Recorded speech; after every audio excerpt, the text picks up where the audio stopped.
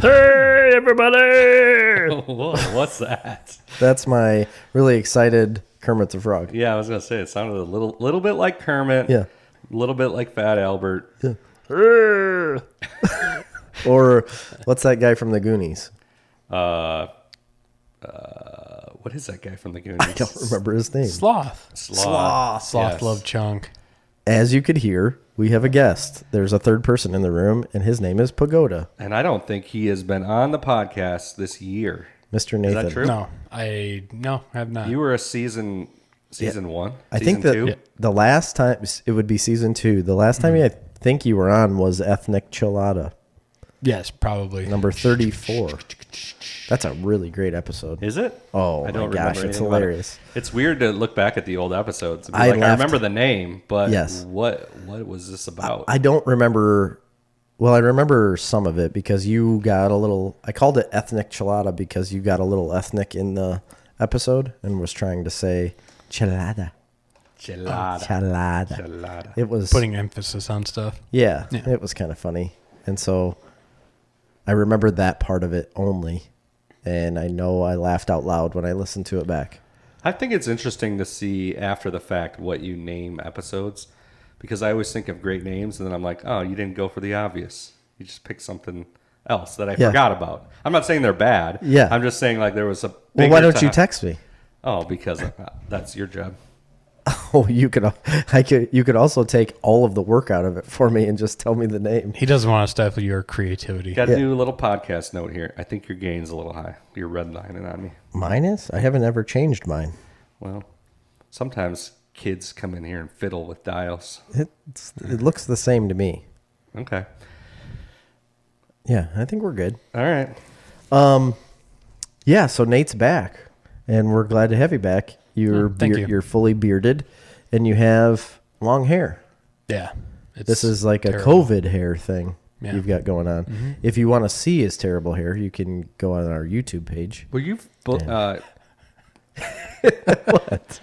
yeah, youtube.com/Snarf Comics. Yes. Or is it Snarf Talk? No, it's not yet. Because Oh, okay. that is a long story on that one. Yeah, that's a podcast note. We're like slowly changing our branding, which is We are. like a thing you're never supposed You're to never do. supposed to do this, ever. But when we started the podcast, we were more about producing comic books, and this Yeah. was going to be like a support for us to produce comic books. Yeah. That we never do. Right. Correct. So we called it Snarf Comics, and this was Snarf Talk Podcast. and So- that's still a thing. Like we're. Oh like, yeah, we're our- absolutely still doing that, but it's not the main thing we're doing. No, I the mean, main we're thing just- we're doing is the podcast. So we're going to rebrand everything to Snarf Talk. It's extremely complicated. There's lots of backlinks I got to fix. There's Right. lots of bad search engine optimization things. the problem is like we thought Snarf Comics on social media was a little bit confusing to people because Yeah. we always talked about Snarf Talk, but you had to search Snarf Comics, Right. Oh, yeah. That get you. and a lot of people were probably trying to search Snarf Talk, and not coming up with anything besides the podcast. So. Right. I don't know. It makes more sense to me to have it as Snarf Talk or Snarf Talk Podcast, whatever you want to call it. But I don't know. It just takes a lot of work on your end. Yeah. Well, it's fine. I'm getting back into the videos. I'm getting back into our social media. I'm getting everything updated after my month-longs, basically doing things. I don't know right. what you call it. So we're getting back in there, but we're still available on patreon.com/stillsnarfcomics. We forgot about that one. Forgot about the old Patreon one. But yeah, you could still go there. We still have t-shirts available. You can message us if you want to buy a t-shirt. They're awesome. Yeah, we do have shirts available. We're doing a coloring contest, folks. Yes, but it's now too That late. is closed. Yes, we closed the entry period as... No, I don't need to turn down my gain because it's going to be different on our recording. What's... That thing has a gain switch on it too, Mr. Audio Guy. Okay. Yeah. Anyway, so we've got a coloring contest that we closed as of yesterday. So we had it open for like a week.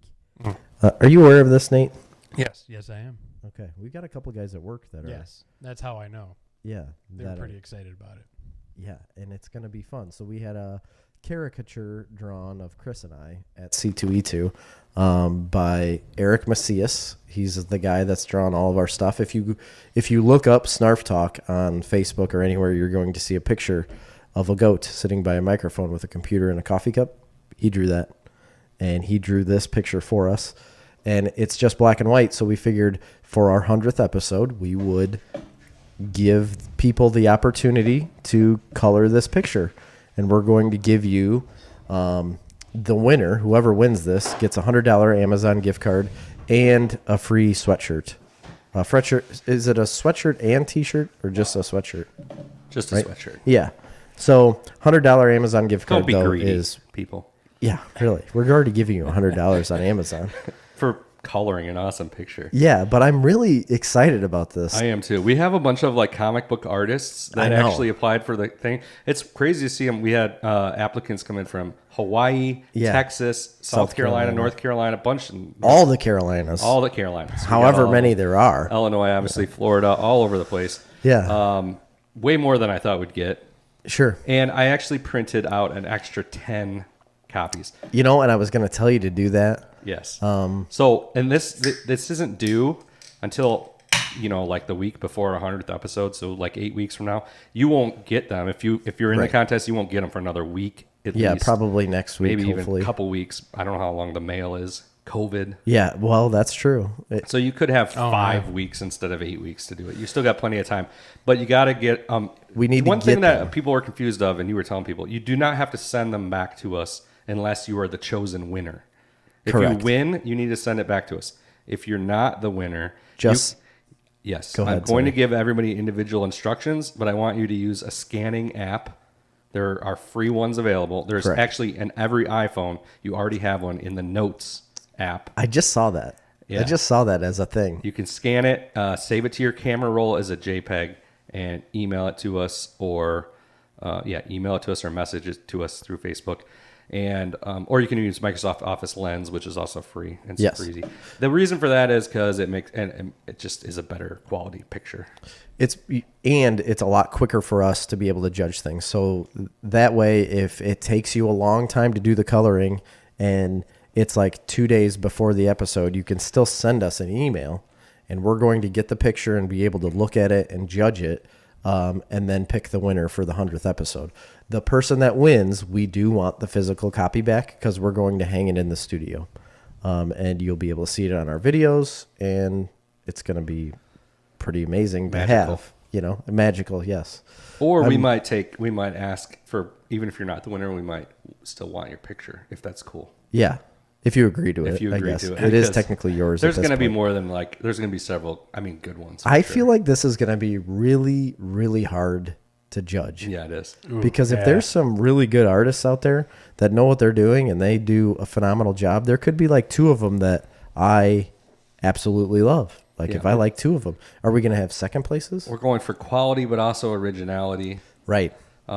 We had people ask about different mediums of doing the picture. Yeah, we never answered that. I did. I know what he wants to do.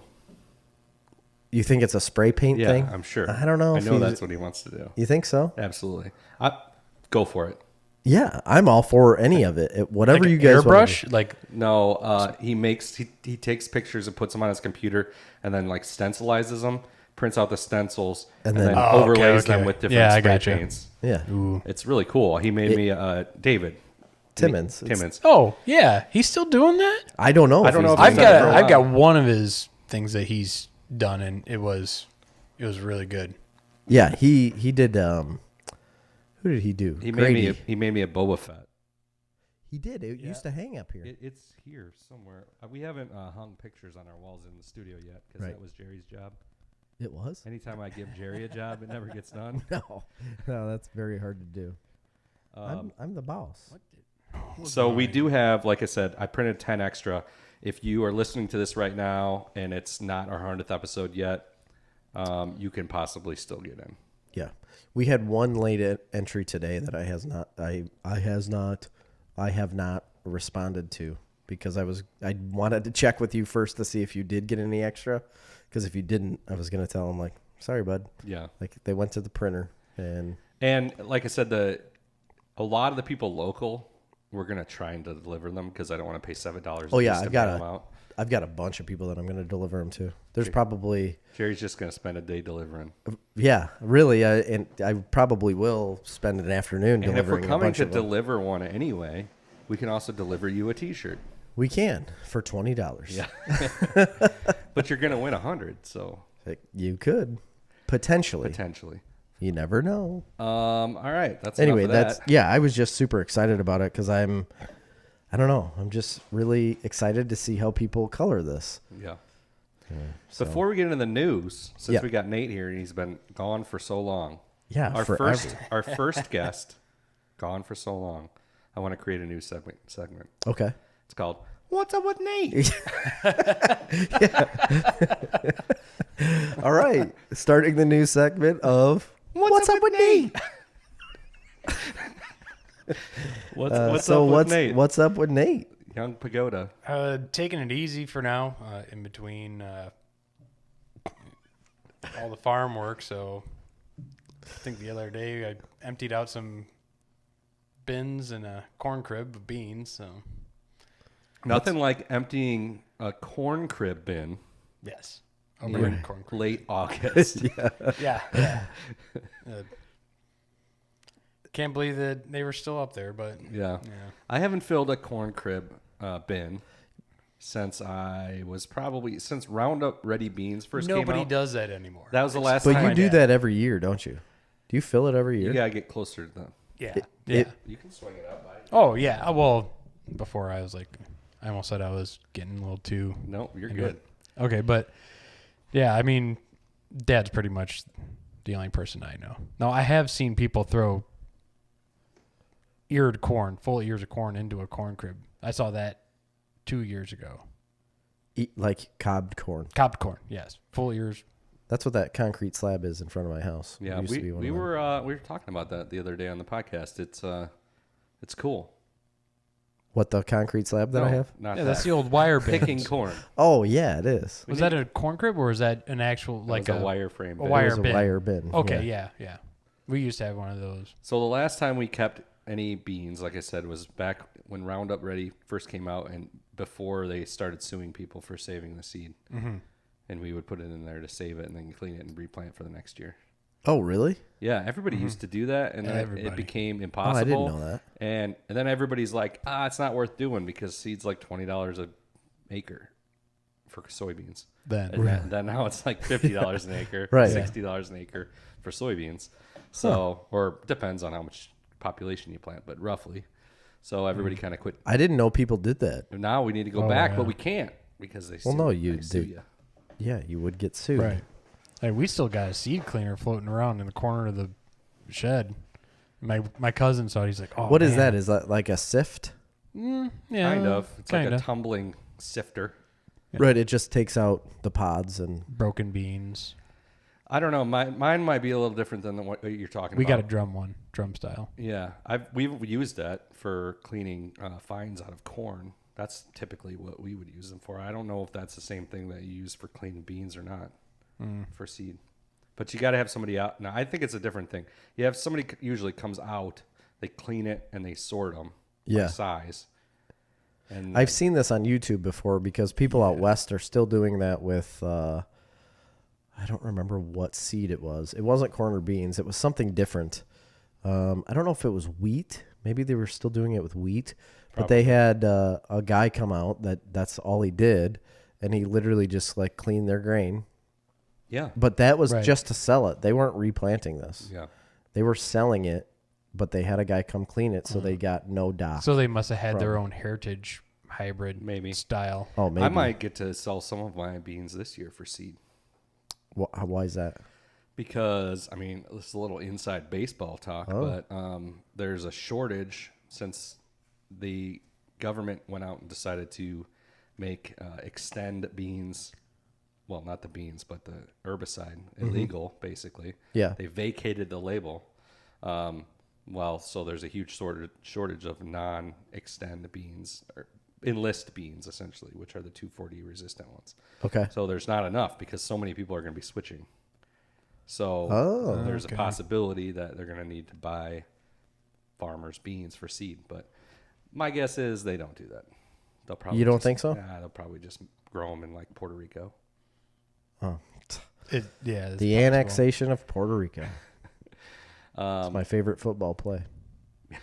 It's from Little Giants. You don't get it? Yeah, I do. Oh, you Rick didn't act like- Moranis. Yeah. Fumblerooski. Fumblerooski. All right. Well, anyway, that's it for Okay. that segment of. Unless you got any more, Nate. No, it's baling hay. Really? You do Yeah. that? Yep. Growing Do it a few ponytails. Yeah, he has a little mini ponytail in the back Slight. of his head. It's unbelievable. You hate I cannot believe you've done that. I really can't. I never thought I'd see this. I never thought I would have either, but And it's I don't even know what to do with my hair at this point. It's like, ooh, falling out rapidly. yes, Along it's with mine. It's You could- terrible. You could get it cut. That's what But I see, tell I'm him afraid that every if day. I do get it cut, then it's gonna be like, oh, that looks way worse than just a nasty baldy tail. Why? You wear a hat all the time like I do. You know, I thought the same thing for a while, and then I just decided to take a clippers and just Yeah. down Yeah. to a 1, Yep. the whole head, and it looked way better. Really? Yeah. You think so? Mm-hmm. Do you still believe that? Mm-hmm. Oh, all right. I was just checking. Just reconfirming on I that. didn't know. Yeah, so we do have a little bit of news since Nate doesn't have anything else interesting to talk about. My very, very busy lifestyle. Yeah, you are pretty busy between work and Working in a farm and farming. Building guns. He builds a lot of guns. If anybody needs a gun built, Nate will do it for you for free. I'll tell you what to do. 100%. You go buy one. Nope. I got a new gun safe today, Oh, you did? Nice. a bigger one. Nice. Yeah. I really need to get mine out of my brother-in-law's house that has been there for 2 years. I You got gotta pay for it. I got out He my won't. my great grandfather's 3240 lever action Ooh, nice. from Wow. like the 1890s, That's old. and it's been cleaned. And it's a very valuable gun. Probably what, a Winchester 1894 model. I don't know, I'll Be give my you guess. I'll give you a couple hundred for it. a couple 100,000 maybe. That's a lot. That's It's not worth that's that much. no. That's a lot. It's probably worth a couple thousand. You think so? Mm-hmm. Lever actions? I had one guy tell me it was worth Does it still do 10,000. the I had action? one guy tell me it was worth 2,000. So somewhere in the middle. So split the difference. 6,000. But I'm never gonna sell it, so it doesn't matter. Oh, all right. Well, then I guess I won't ask. But Nate, you got any guns you want to sell me? I'm working on it. I keep asking him. He won't sell me I anything. already sold you one, two. Years and years ago. I wanted something What different. was wrong from with you. that one? Nothing's wrong with it. I still have it. It's fine. I want a different one that you have. He's got so many guns that he never shoots. He's bought a bunch of them and they just sit there. Never shoots them. All right. Well, I'll buy it from you. Nope. Refuses to sell them. He just wants I them to have like collect one dust. that I have like one that I never shot ever. That one is I bought it years ago and I never shot it I because have I never bought a yeah. scope for it. I have a lot that I've never shot, but they're in like inherited See? old guns. Exactly. Wow. I have those as well, but I have never went and like searched a rifle to buy Right. and then got it and put it in a gun safe or in a corner somewhere. I don't know where it's sitting. Just Who safe. knows? I put it Is it? Yeah, Okay. it's safe. I've never done and then just never touched it again or I have looked at a it. couple that I I cleaned it. barely shot. So I have a lever action 30-30 Marlin 30-30. Yeah. Ooh, I And- love Marlins. Oh, it's the best gun.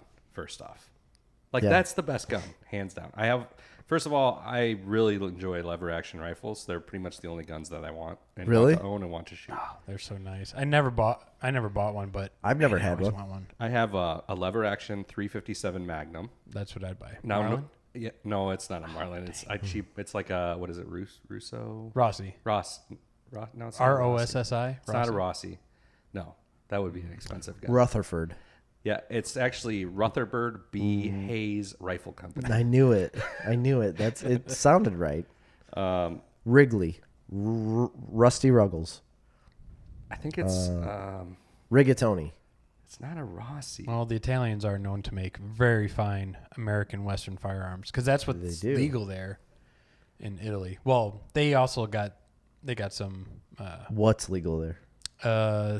It was pretty much American Western style firearms, black powder firearms, muzzle loaders, and just recently they got semi-automatics back. That you can purchase there? Yes, civilian ownership. I don't know what the regulations are as far as like, I know like Canada, they could still get some semi-automatic firearms. They have different tiers of them, but like an AR-15 has to stay at a range. I don't know if Italy does the same thing or not. Oh. Maybe it is a Rossi. I don't know. I don't think so because they're usually pretty expensive. Those are like high-end guns. Does it have a safety on the top, like past the hammer? No. Oh, okay. So anyway, I got that because I had a special order at 357 Magnum. Nobody stocks that. Everybody stocks 44 Magnum in a lever action rifle. But I have a 357 Magnum revolver.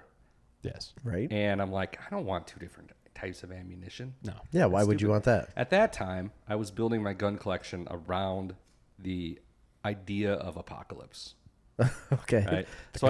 So I wanted the most common ammunitions, military ammunitions, which 357 Magnum is not. But I had the 357 revolver, and I'm like, I don't want to add another ammunition. And 357 also, you can shoot 38 special. Yes. Super common, super cheap ammunition.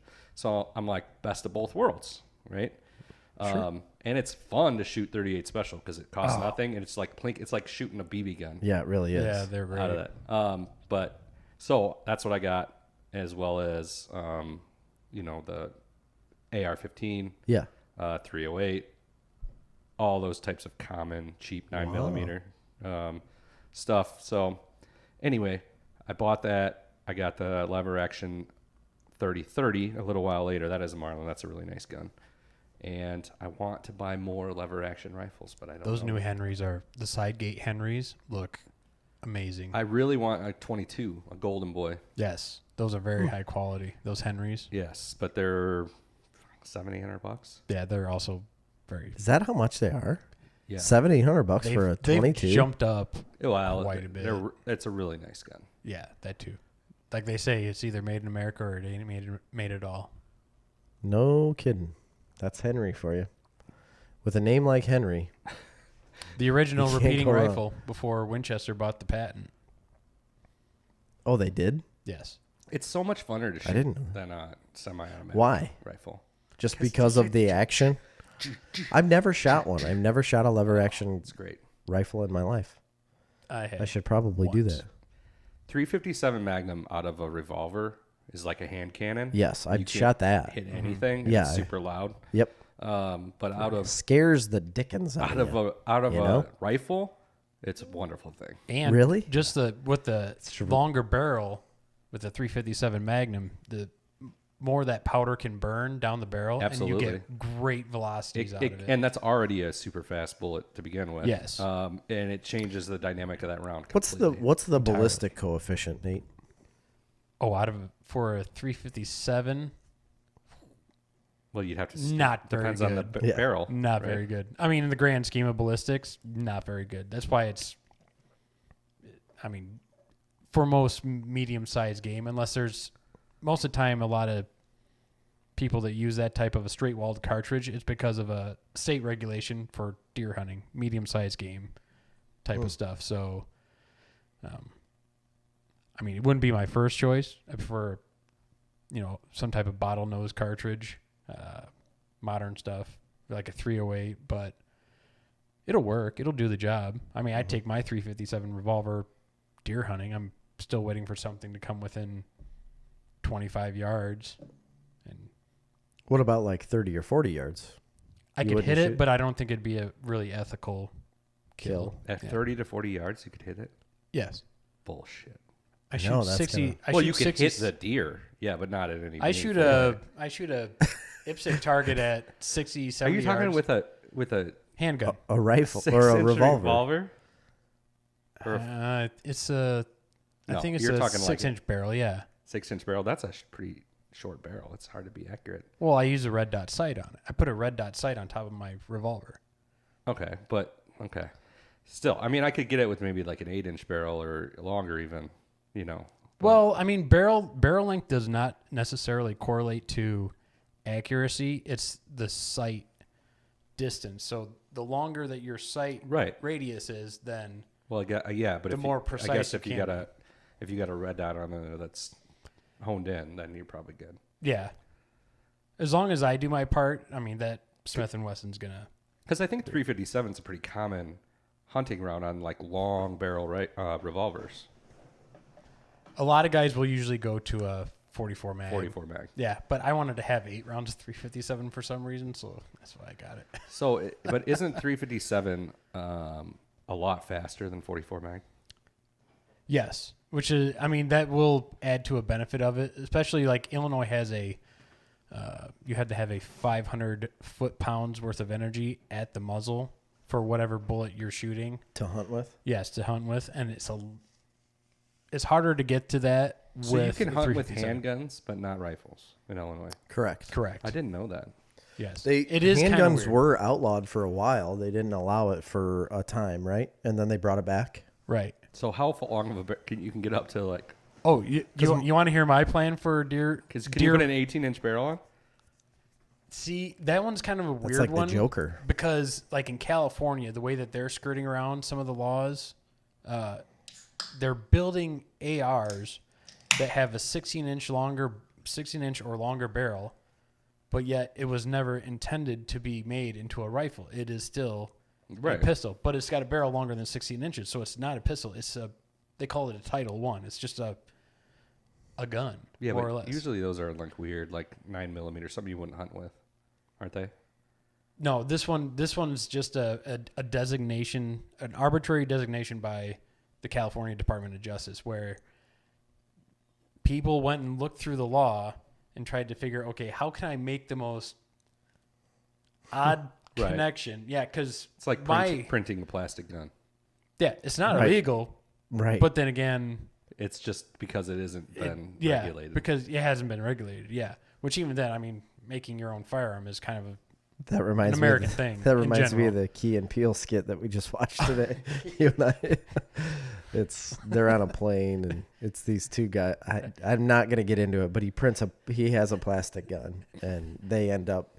They're talking about like taking out terrorists and they're worried about terrorists coming on the plane and they're like, yeah, we're gonna get these. Roll up on some terrorists. Yeah, terrorists. And he has a plastic gun, and then they end up being taken as the terrorists. It was very funny. But I can't speak like they did. I'm not going to speak like they did. I don't even understand how they did that. But yeah, my idea for a firearm to use in Illinois as a pistol, because unless it is a revolver, it has to be a single shot pistol. So. Oh, okay. Yeah, so you could take a pistol lowered AR-15, make it a single shot, and you put a barrel on it with a straight walled cartridge, such as 450 Bushmaster or 350 Legend is new one. That one got released last year, which is what I was looking at. A little bit, they're kind of similar, but that 350 Legend is a little faster. I kind of want that speed. The 450 Bushmaster is more akin to like a 12 gauge slug as far as distance. Even though it's a pretty tall case. What was that slug that you shot that made a hole in things that was just ungodly? That was Remember when we were shooting targets? It was a. It was a paper cutter. It just because it was a flat nose. It was a 600 grain slug. Most of the time they're flat. 300 grain. It was unbelievable. I've never seen anything like it. It was a light field commander. It was a 3-inch Magnum that shot twice as fast and it was twice as heavy. Yeah, and it looked like you got kicked by an elephant. It was ridiculous. I've shot at like 2 or 3 deer with it, and every single one of them dropped like a sack of potatoes. They disappeared. The whole deer just disintegrated. Powdered. And then, and Nate's like, wow, what a mistake. Let me do it one more time. It's unbelievable. Well, enough about gun talk. Definitely not enough about gun talk. No, we're talking more about guns. We're talking more about guns. We got Nate here. He's a gun expert. I know he is. Our podcast can be about whatever we want. I agree. I just was going to move on to the news. That are interested in guns.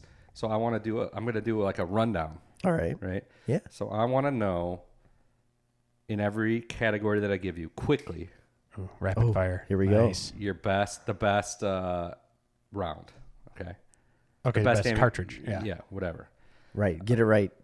Cartridge. Ooh, I'm going to be judged on Round. this one. Can be a round. Yeah. Well, Yeah. could it? Yeah. I mean, is that what we're going to call it? All right, you ready? Quick. All right. Rimfire.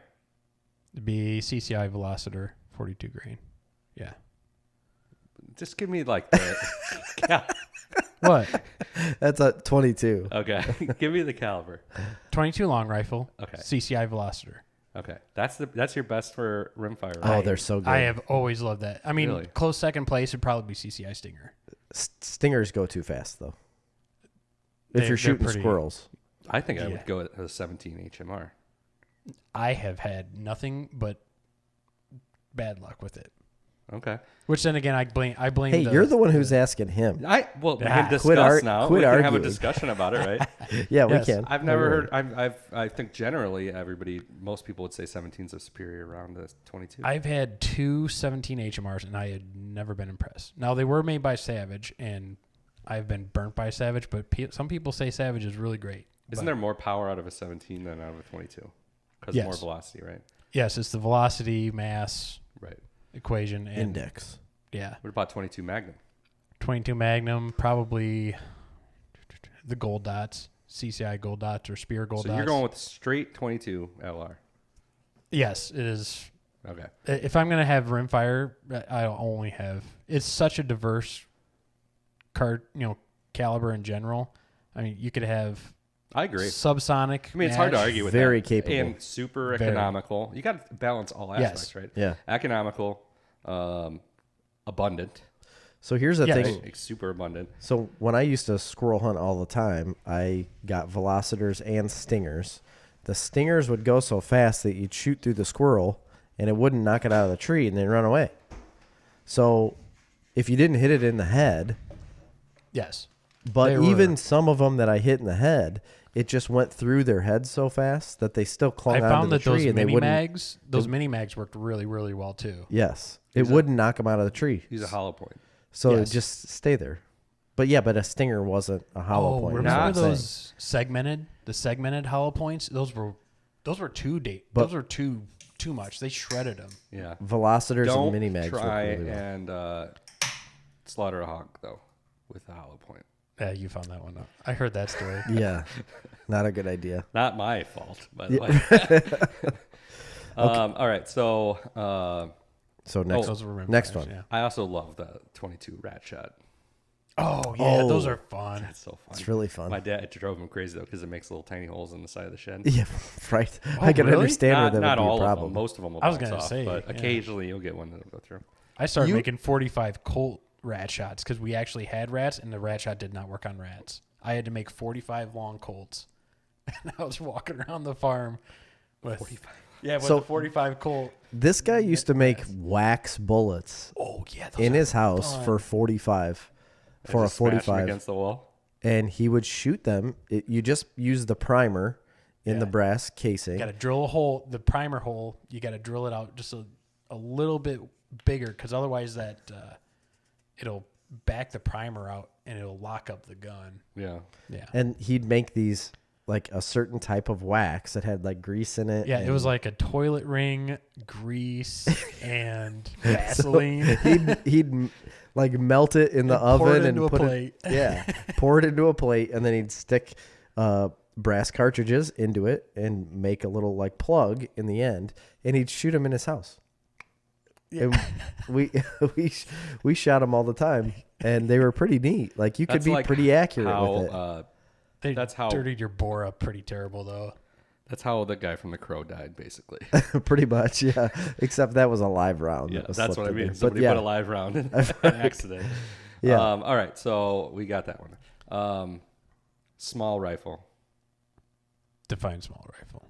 You know, anything under 30-30. 5.56, 2.23. Okay. You know, Versatile. Oh yeah, very. incredibly. Yeah, people always. You're gonna get a lot of blowback on that, but I agree. Well, with they're you. wrong, so that's fine. That's pretty.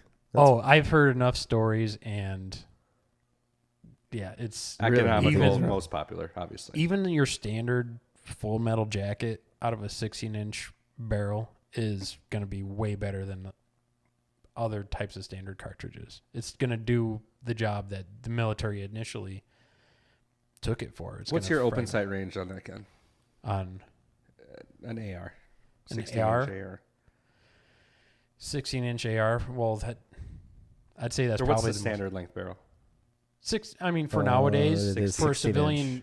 civilian, my ideal is probably 14.5-inch with a pinned and weld flash hider to make it over 16 inches, which is the legal length for a definition of a rifle. No, most people just go off the rack. $800 AR. 16-inch. Okay. Yeah. What's your open sight range on that? Open sight. For me, probably close to 300. Marine Corps, they'll say they shoot at 500. 500, yeah, that's what they always say, 500. But they can hit a Jeep at 500 yards. I don't want to shoot anything over 300 yards open sight just because it's No. I mean, so the capability. Yeah, you could probably shoot. target 300 yards. It'd probably take me a few times. Yeah. Yes, The problem possible. is my issue isn't the accuracy; it's seeing the target. Oh yeah, Exactly. absolutely. Even a silhouette, like a silhouette of a human, which is is just your depends chest what your up. backdrop is, right?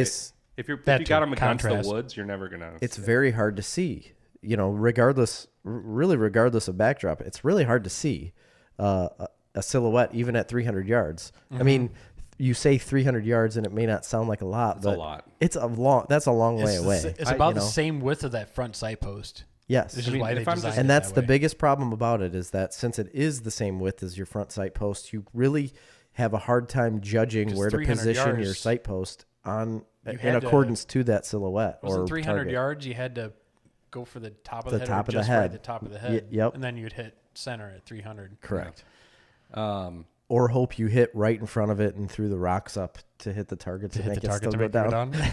I generally practice at about 150. That's That's like the sweet spot. Not sure I could. I don't think I could probably hit it at 300 yards open sight, but I know I can hit 150 easily. So the worst part about Red dot, I'll probably go out to 400. I don't use any sights. I just open sights. so the hardest part about qualifying to me, like when Nate and I were in the Army, was that you'd get, you had anywhere from 50 out to 300, and all these targets would pop up randomly. But there would be a 300-yard target that would pop up, and then right after that, a 50-yard target would pop up. And it was the hardest for me, even though a 50-yard target is super easy. It was the hardest. transition. Yeah, the transition from going so far out to having to almost, it seemed like right he in was the right on dirt. top of you. Yeah, to shoot like right at the dirt in order to hit something. That was the hardest Oh transition. yeah, for that me one you because did. You did actually. You had to aim at the dirt. in Yeah, order to hit right. because the bullet's still coming up as it leaves the barrel. So you shoot, and the bullet still lifts as it's coming out of the barrel. And if you weren't aiming at the dirt, you're going to shoot over top of that 50-yard target every time. bore type thing, because when you're looking through a sight, you're looking at a straight line, but it's actually offset. You're looking through a straight line, but the barrel is canted up to match it. Yeah, And the the Army bullet does does this. Yeah, the Army does a 25/300 0. So you do your 0 at 25 and confirm it at 300. That's why I like a 50-200. It shrinks that margin of error across the board. That makes sense. You know the thought process that went from the development of the switch basically to the 223 as the standard round for military, or 5.56, whatever. Yeah. You know what I mean? You know why that happened?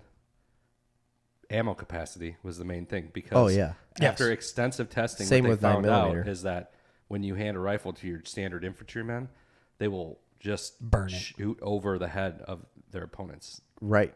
or their enemy, Right. on purpose. Well, unconsciously. Unconsciously, you're trying to miss the human being. Correct. Yeah. So that's also why they changed the targets from being an actual target to a human silhouette. Yeah. So they found that out in World War II. They actually said the more ammunition we give them, the more likely they'll accidentally hit the human being.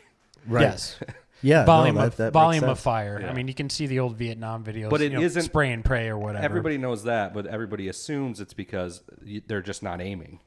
But No, that's not the case. They're actually missing. Yeah, them Robert unconsciously. McNamara and the Whiz Kids ran the numbers on that hard during Vietnam. That's why they pushed the M16 so much. Because if you could give A lot more ammo. Right. 50% increase in ammunition across the board. I mean, And that's also why they went from 45 to 9mm. Yeah. It's because you can that's carry also so much more. logistics and NATO standardization. Europe was pretty much We'll move running on that. because we got a lot more. Large caliber rifle. 308, I knew you were gonna say 762. that. Really? Also a I thought standard you'd say, military cartridge is. I thought you'd say available pretty much 6.5 Creedmoor. I haven't played around with it much. I mean, if I was talking something that I was gonna, like, Because you had literally a hard on the whole time. I mean, you'd walk That's around the bent rifle over that with I a hard bought. on for a 6.5 Creedmoor for a long time. you mean the one that's sitting in my safe? The one that I Yes. never shot. Yeah, is that the precision? Yeah, the Ruger Precision. That's a 6.5, 6.5 Creedmoor. Yeah, and you've never shot and I've it. never shot it. That's a 1,000-yard gun. I'll give and you I've never $200 shot bucks tonight for it. it. Ooh, that's a tough one. Dang it! Well, you're gonna, you'll get a lot of people that'll say 30-06 on that one, but I agree Yeah. with you. Well, they're also wrong too. So, Or 300 Win Mag or something like oh, that. 300 Win Mag for a Magnum centerfire. Yeah, it'd be a toss up between that and probably 7 Mag. Isn't that what they use for our American sniper rifle? The Navy So 300 SEAls Win- played around with it a lot. The designated marksman sniper program for the Army. I thought that In snipers general. use 338. Now they've gone to 338 Lapua, Yeah. I believe. But They have. Even then, I thought it was 300 Win Mag. even I don't know then, why I thought that. their sniper rifle kit that they got now from, I want to say Barrett, has 3 different caliber conversions: 300 Win Mag, 338 Lapua, and I think 308. So it's whatever they want. More or less, yeah. It's Oh. whatever the operator feels like Comfortable running. with. Yeah. Okay. Which makes more sense to Extra me. large caliber rifle below 5.0, so 4 to 5. I don't even. I never know played most with any these. of Yeah, those, don't so I really know any of wouldn't. these I mean, rounds, I'd so. almost want to say like a 416 Shy Tech maybe. I mean, I heard good things about that back in the day, but I mean, I don't know anybody that. I don't even know that these rounds. Those are like hand lathe bullets. All right, so let's do. Oh, you don't hand lathe any bullets in your home as No, you sit on the I chair? didn't buy a lathe. That'll be I'm your surprised next I don't purchase. have a lathe. I Yeah. know. I'm really surprised you don't either. I'd be cutting barrels. Where's the 8mm land? Would that be? You're talking Well, it's above 7. 8mm Lebel or 8mm Mauser. Well, I'm just trying to figure out where that lands. No, that would be a smaller. I would say Never mind. 8mm would be an older World War I to World War II caliber. Yeah. Either. But 8 he's millimeter meaning like Lebel. where does it land Yeah, but it's below it's, 50 caliber? No, it's way below. It's Oh, below yeah, a yeah, 9mm, which is around. Oh, yeah, duh. Just a little bit above 7.62. All right, shotgun. 12 gauge. Yeah, okay. I mean, it's not as fun as a 410, but okay. 410s are so really fun. They're so fun. 410s are really fun. They're I have a so fun. single shot 410 that was my great grandpa's, Mm-hmm. and I still will use that for rabbits. I use it for Yeah, rabbits all the time. Yeah. It's I use It amazing. for squirrel a lot. See, I'll and I carry don't a like- 22 and a shotgun. But I don't like shooting squirrels with shotgun shells, to be honest, because I don't want to pick out BBs out of a squirrel. I want to shoot them with a 22 And then in the head and then eat them without any sort of pellets inside of their body. yeah. It's I hate pellets. I just don't. Yeah, I don't want to do that. All right, pistol. 9mm. I don't like that. Well, that's fine. You can be wrong. Everybody's got an opinion. 40 Smith & Wesson. Go to.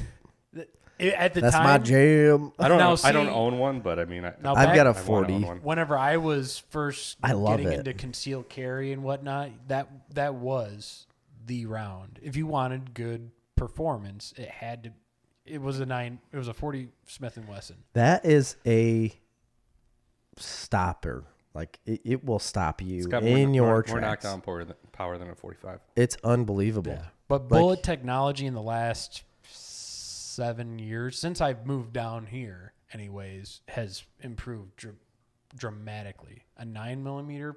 Nothing's Will funner to perform. shoot than a 9mm. And you Oh. get tons of shots. Yeah, get you can before just this, shoot a 17 in bunch. clip. I've never been a Glock fan, but you can shoot a lot of rounds. Before this, I mean, I went to the range a couple times with 500 rounds. I'm like, well, they're like, are you going to shoot all that? It was the middle of winter. I don't want to pick brass out of the snow. And you do this. What? What? Yeah. I'm just like, and yeah, what? Nobody else shoots 500 rounds here? What type of range is this? And they're like, no, nobody comes in here with a case of ammo. And I literally burned through 500 rounds in like 2 hours. And the guy was like, you shot all of it? I'm like, yes, I did. All of it. Revolver. 357. I agree. Yeah, me too. 45 Colt though is. I mean, a it's fun. 32 Smith & Wesson's pretty fun, but 32. Yes, that's I don't an know old that. cowboy I don't know round. that one. it's just like It's kind of like farm 38 gun. Smith. Oh, Yeah. it's like just a generic revolver farm gun for like shooting varmints.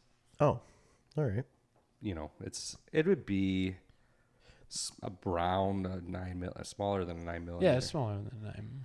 Yeah. I remember the first time I ever saw a 357. My dad took me out shooting, I remember you telling me about and that. we were in the old blue truck, and we were just plinking around with 22s.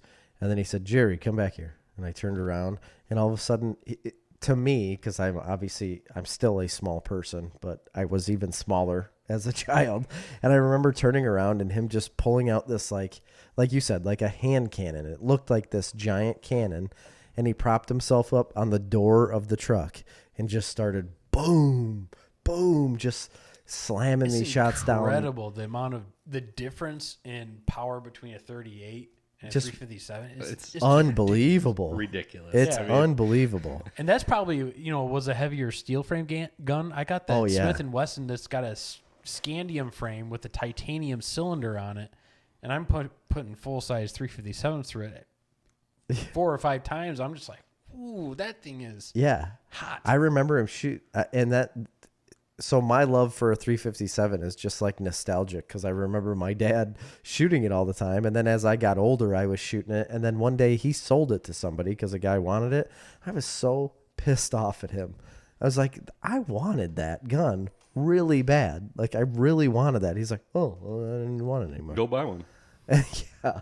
I was like, damn it, Dad. I really wanted that gun. Yeah. All right, well, that's it. What any categories I'm missing? None that I can think of. No. No, not really. I'm not going to get into the big boys. What's just your overall favorite round across the board? 223 556. Is it? It's such a great performer. What about 22 250? That's a That was one of my first. That's the one you're going to get pushback on because a lot of people like that. That's a really good round. It's great, Especially but it's for a barrel them burner. Coyotes. Yeah. Oh yeah. That's if a you good don't want coyote to, round. if you don't have time to play the wind or anything else, and you just want to put the crosshairs on something between 0 and 400 yards, Isn't that what you want to do? Yes. for varmint hunters. Yes, that's You know? that's for them. Yeah. But not, I mean, what about for like target shooting and stuff like that? You don't think a 22 250 can do as well as a 223? And no, if you were gonna do like precision marksmanship, Mm-hmm. yeah, 223 is gonna be more beneficial because you're already gonna have all your calculations and everything out. So it wouldn't matter if you're shooting 100 yards, 200 yards in competition, and your barrel's gonna last longer because some of these guys, I mean, they only shoot a stainless barrel 5,000 rounds for 223, but that 22 250, it's the same size bullet as the 223, but it's way more powder. So it'll start burning your barrel out. It'll burn your throat out, and you lose accuracy way faster than with 223. That's why 308 stuck around for such a long time, is because guys could put 8,000 rounds through a barrel before they see accuracy degradation. So Interesting. Well, that's it for that. We can move on from that subject. So what I was going to move on to is just a little bit of news stuff that I have here. And we would be remiss if we didn't talk about Mr. Chadwick Boseman. Oh, yeah. Who has passed away after 4 years of colon cancer that he battled. Apparently kept that very, very quiet. Yeah. And in-house. Nobody really knew that this was a thing, but Black Panther himself at 43 passed away. That's pretty sad. and again, like it just kind of came out of nowhere. Like his family released the information that he had passed away, and everybody across the board from Hollywood to fans was like, what? Like there was a problem. And apparently as in 2016, when the first Black Panther movie released, is when he had got a diagnosis. So he was like at the premiere and had gotten a diagnosis like that same week. Wow. And it was like stage 3 at the time, and he was battling it and doing treatments and whatever else. He was a lot of surgeries, treatments and stuff all through any of the other productions like Civil War, and what else was he in? I mean, obviously the Avengers, both Avengers That's movies. it. Civil War, both the Avengers movies, and Black Panther. Yeah. Right. Okay. So 3 movies he basically filmed while doing all the treatments. He's filmed a lot more. There's one still yet to come out. I was looking it up. He didn't start really working until like 2012. So for half his career, he had cancer. It's insane. Yeah, he had also done 42, the Jackie Robinson story. Yes. He was Jackie Robinson. Thurgood Marshall. I think there was a Marshall movie or something like that. Thurgood Marshall. And then he's in the most recent movie that he filmed is yet to come out. It's a Spike Lee movie. Yeah, I can't remember something. I can't remember either. It's like a number. Yeah, I'm not sure what it is. It's like but, 5 something or other. Anyway. Yeah. So pretty sad. He terrible. seemed like a good actor, and, you know, Black Panther's a pretty big character for the Marvel Universe. $1.3 billion in the box office. He passed away. It's crazy on Jack Kirby's birthday. And Jackie Robinson's birthday. Or Jackie Robinson Day. I assume that's his birthday. It was. Yeah. And Jack Kirby was the creator of Black Panther. Right. It's really crazy. Isn't that wild? And that's crazy. Well, Stan Lee and Jack think Kirby. About this is like, this guy was in the highest grossing movies of all time in such a short career. Yeah. Like the biggest movies that have ever came out, this man was involved with.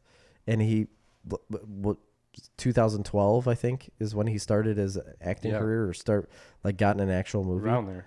So in the last 8 years, he's been in 3 of the highest grossing movies of all time. It's crazy. It's just nuts. wild. It's horrible.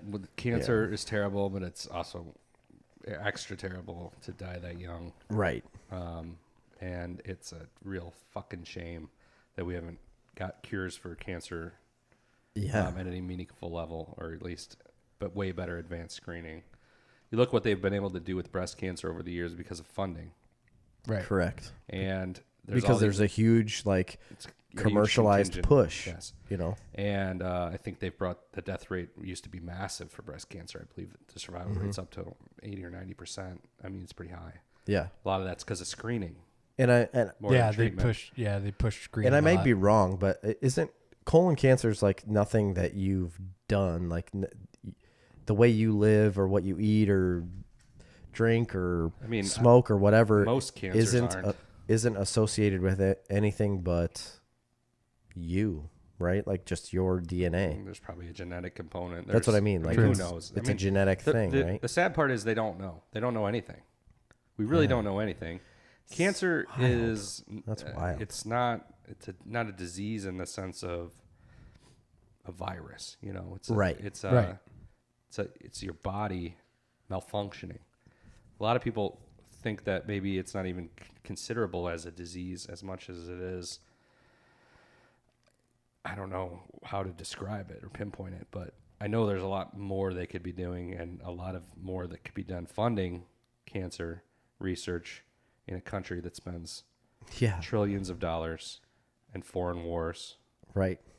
On everything. And spends nothing on cancer research, essentially. Yeah. I mean, so it's unfortunate. It's very unfortunate. And I'm not for spending money on any government money on anything.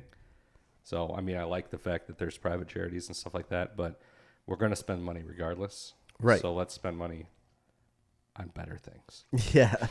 Yeah, I wholeheartedly agree. Like there should be, but I had to bring that up. I read an article the other day that it was from a pretty reputable source.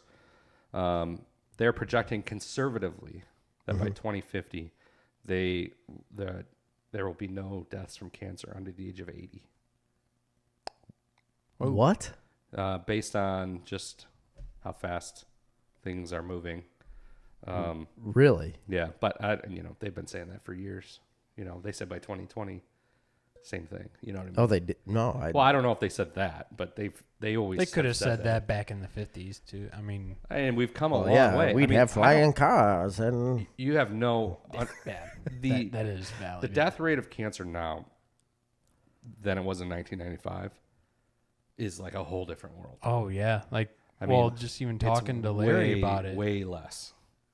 oh, really? Yeah. In 1995, any cancer was an immediate death sentence within months. I guess I didn't know that. And we've come a long way based on private funding and private research. But, Sure. we'll see what happens. It would be nice. It's a terrible, thing that needs to be ended, basically. Well, yeah, absolutely. Yes, absolutely. And it it's like does. the number and one it's- cause of death in the country. I mean, we're close to. I mean, car accidents are up there. Cancer's right there. Heart disease. is up Heart there. disease, yeah, that's a big one. Heart disease is a little more preventable, though. A little more lifestyle based. Cheerios. Yeah, eat your Cheerios. Honey Nut Cheerios. Mm-hmm.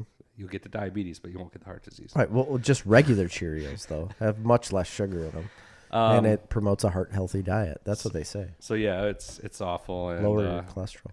it's unfortunate, and we'll see what they do with that franchise going forward.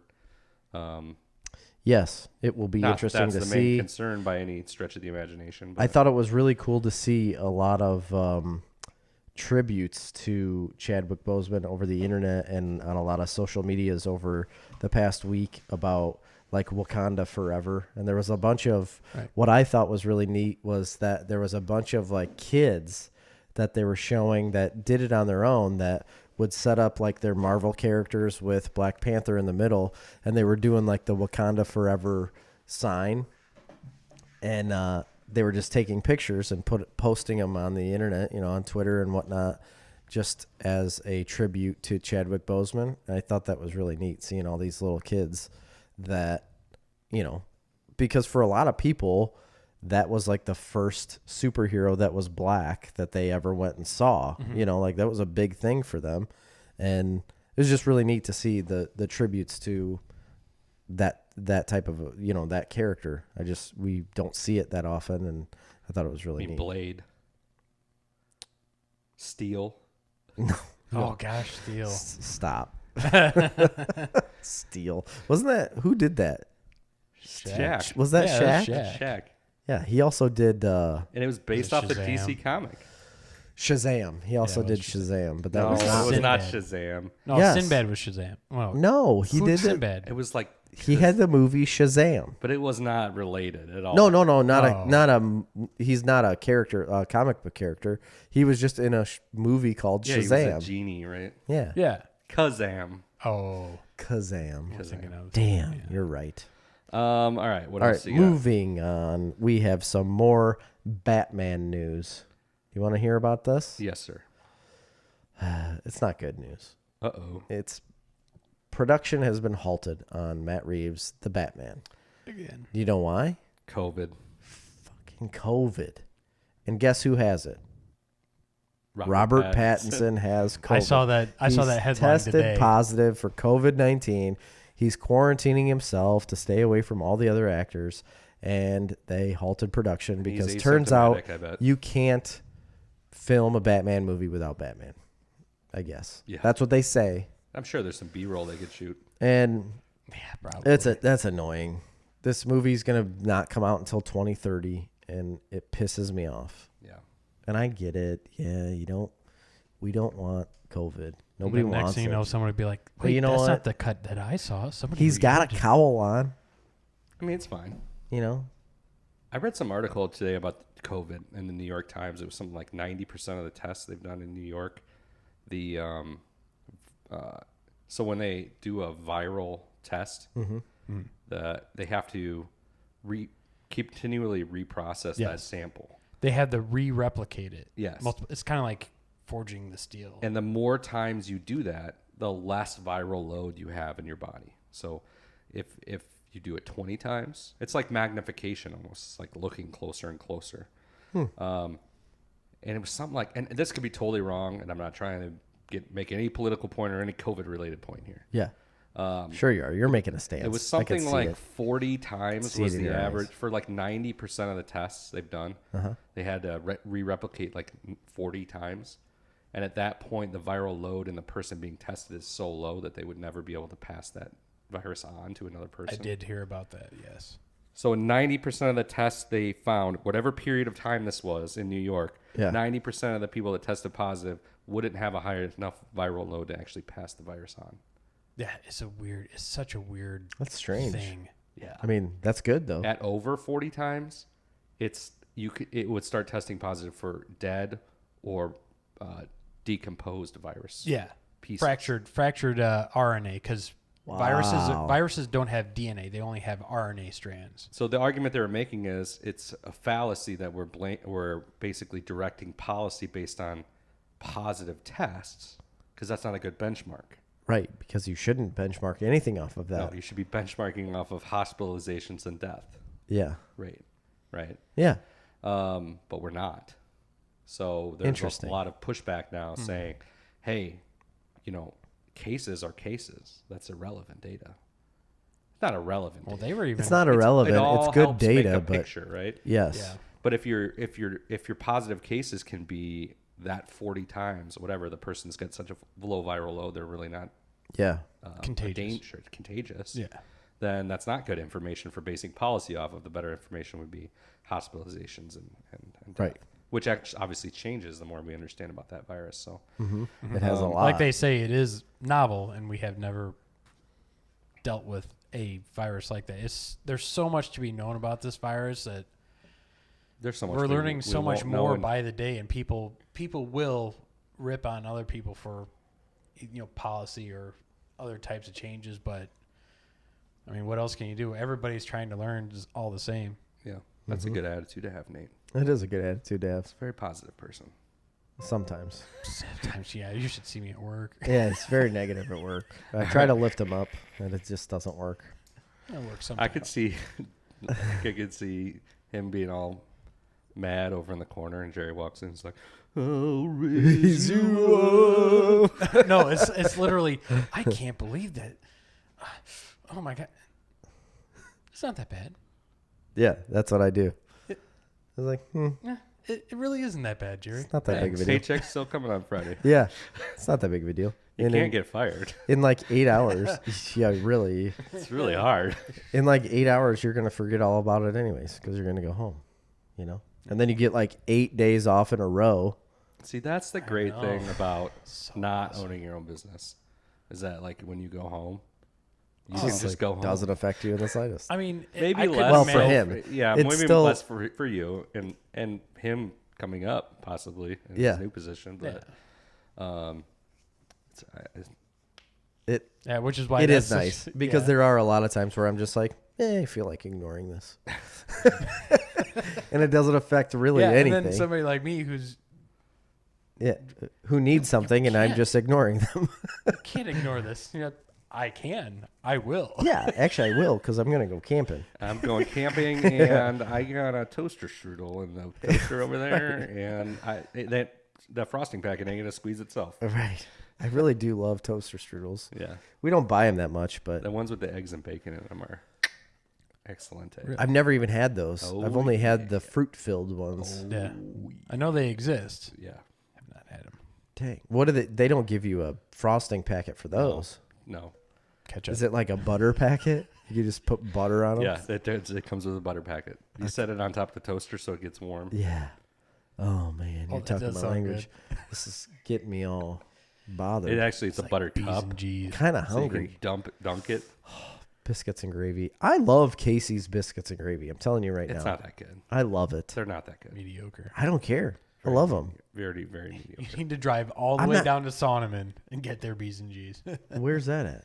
I mean, I know where Take Sonneman is, but I 47, mean, the gas station on the left-hand side, right in Sonneman. I would never drive to Sonneman to get gas Anything. station biscuits and gravy. We did because we worked on the wind farm. well, yeah, that was when you were down by Odell, though. Man, I weighed like 200 pounds. Yeah, you were disgusting. Yeah. I meant to tell For you my that. frame. I mean, I weigh like 280, so thanks. For my frame. You're a lot I'm taller than him, shorter. though. Yeah. Not really. Yeah, you're like at least an inch or Did two. I tell you about what happened to me at the doctor the other day? Nope. I went into the doctor's office, and I've, like, my whole life basically been 6 foot tall, or sometimes it'll be like 5'11 and a half, 5'11 Yeah. 3/4, 6 foot, somewhere in that range is where I fall. And I go to the doctor's office, and they do something to measure you on the head. I was standing just straight and, like, not reaching up, not doing anything. And I was 6 foot and 6'1". What?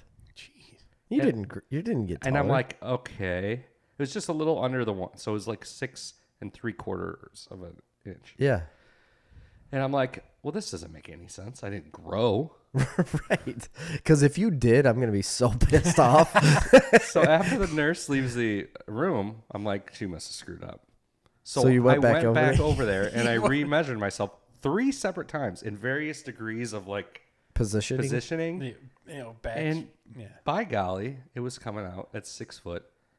You got a 3/4 lump of on an your inch. head. You got a bump on your head, didn't you? I don't know. Maybe Did you hit your head? Maybe they're just wall things off. I'd say like which on made a good me day, think, I'm That's what I'm 5'9". wondering. Which made me think, I'm like, how can you have an off wall thing at a doctor's office? Doesn't somebody calibrate these things? Right. They calibrate the scales at the elevator. Oh, Right. yeah. They got to calibrate They have to. the wall height thing at a doctor's office, right?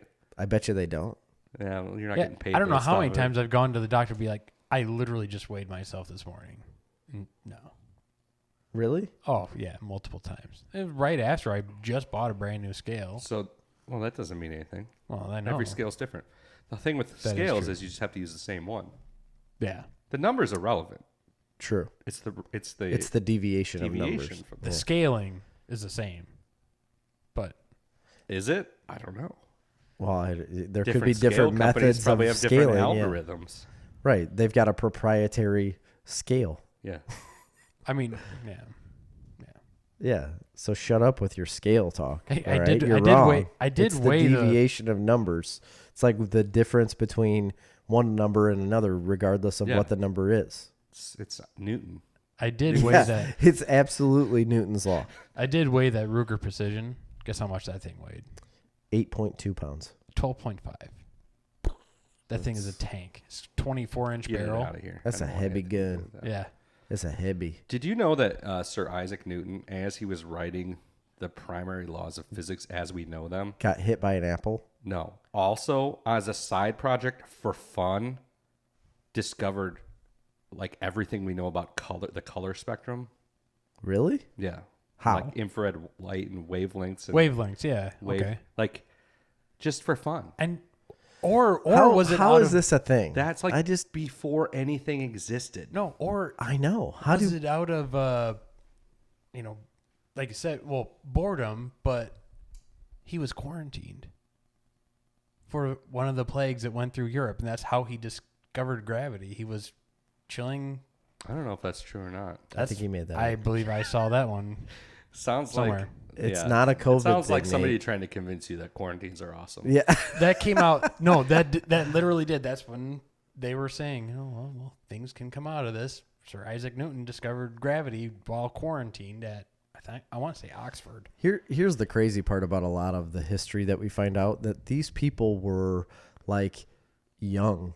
Oh yeah. You know, Oh, they were yeah. like in their 20s to early 30s, and it makes me feel like a failure when you Well- hear about like the founding fathers and them being The Sons 31. of Liberty. We had this conversation years Some ago of them when were that like show came out. teenagers. Yeah, some of them were even younger than Yeah.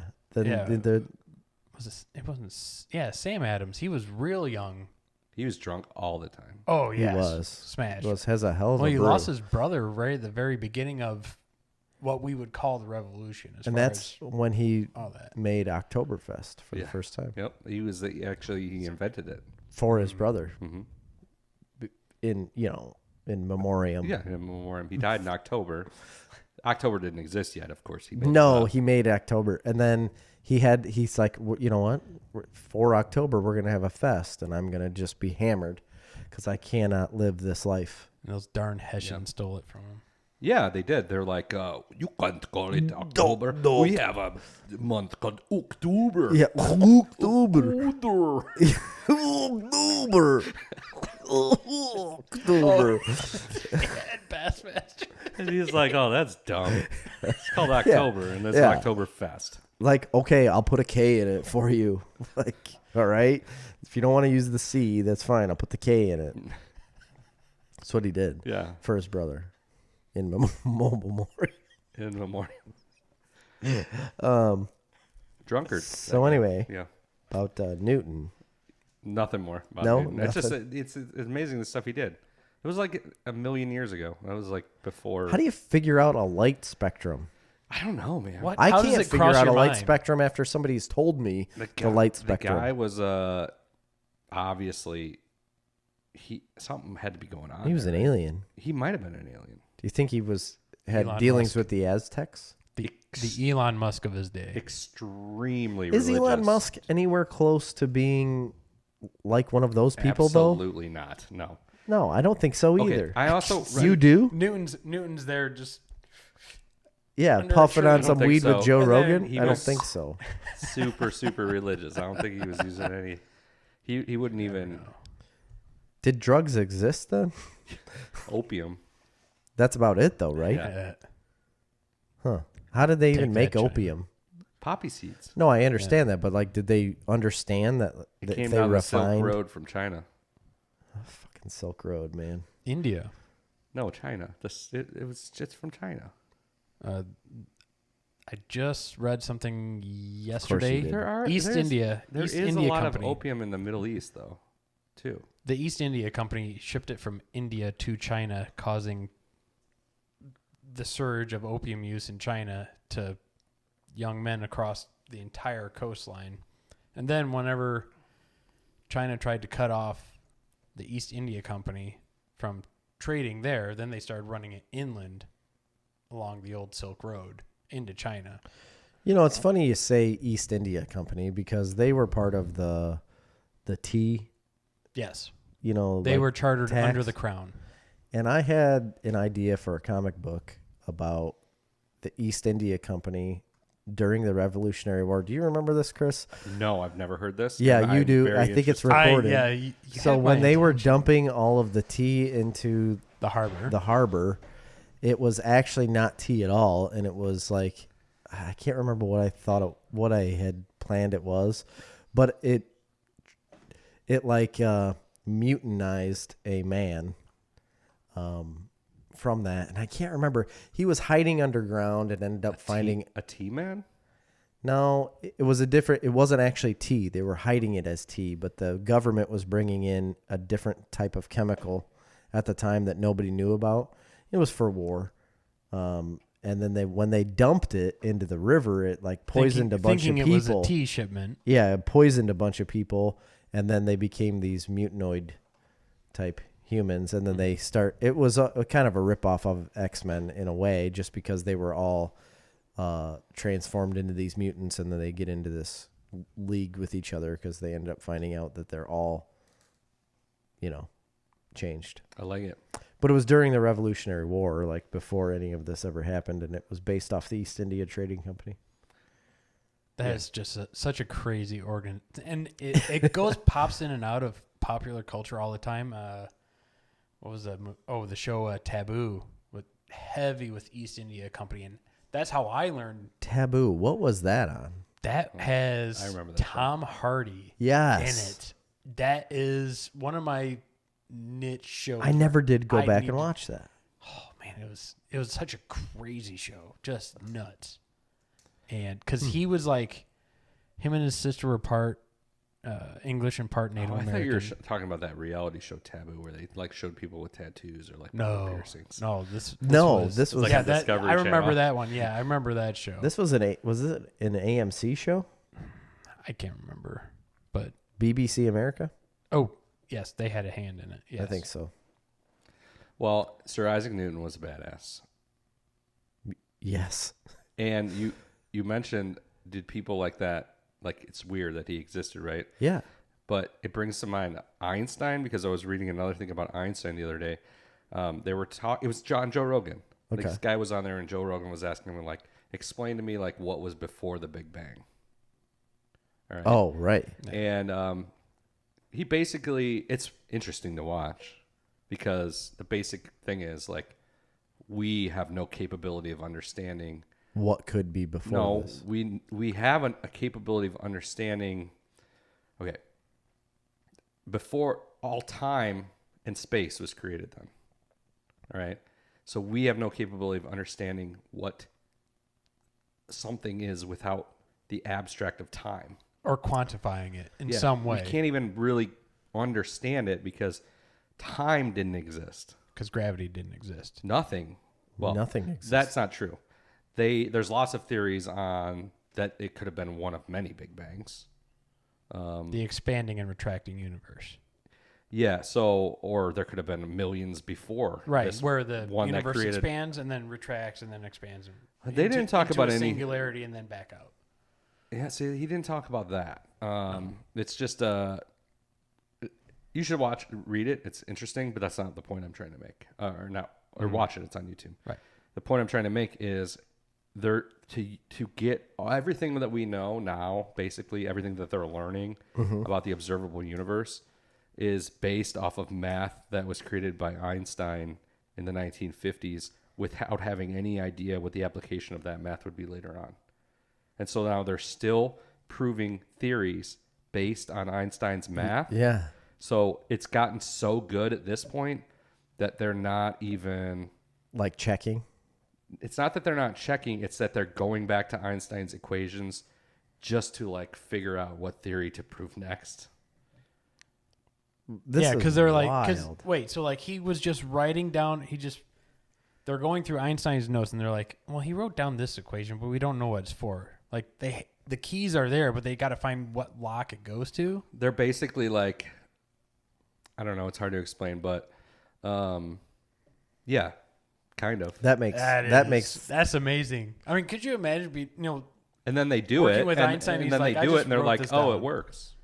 Like, it was right.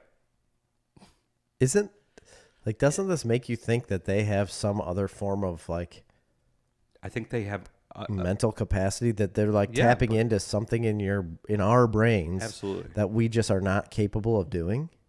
Like something is hindering us from being able to Correct. to do that. Right. It could be a mutation. It could be a... Right. Yeah, that was my first thought. I mean, it could be a lot of things, but yeah. like the brain. So you think they're mutants? they X-Men. could be.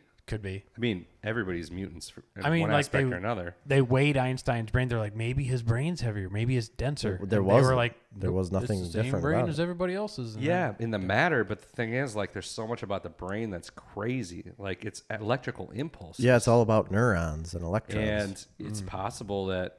So, like, they debunked that whole thing, like, about you only use 10% Yeah, of your that's brain. not true. But it's all not... I mean, it is, like, we can't even understand...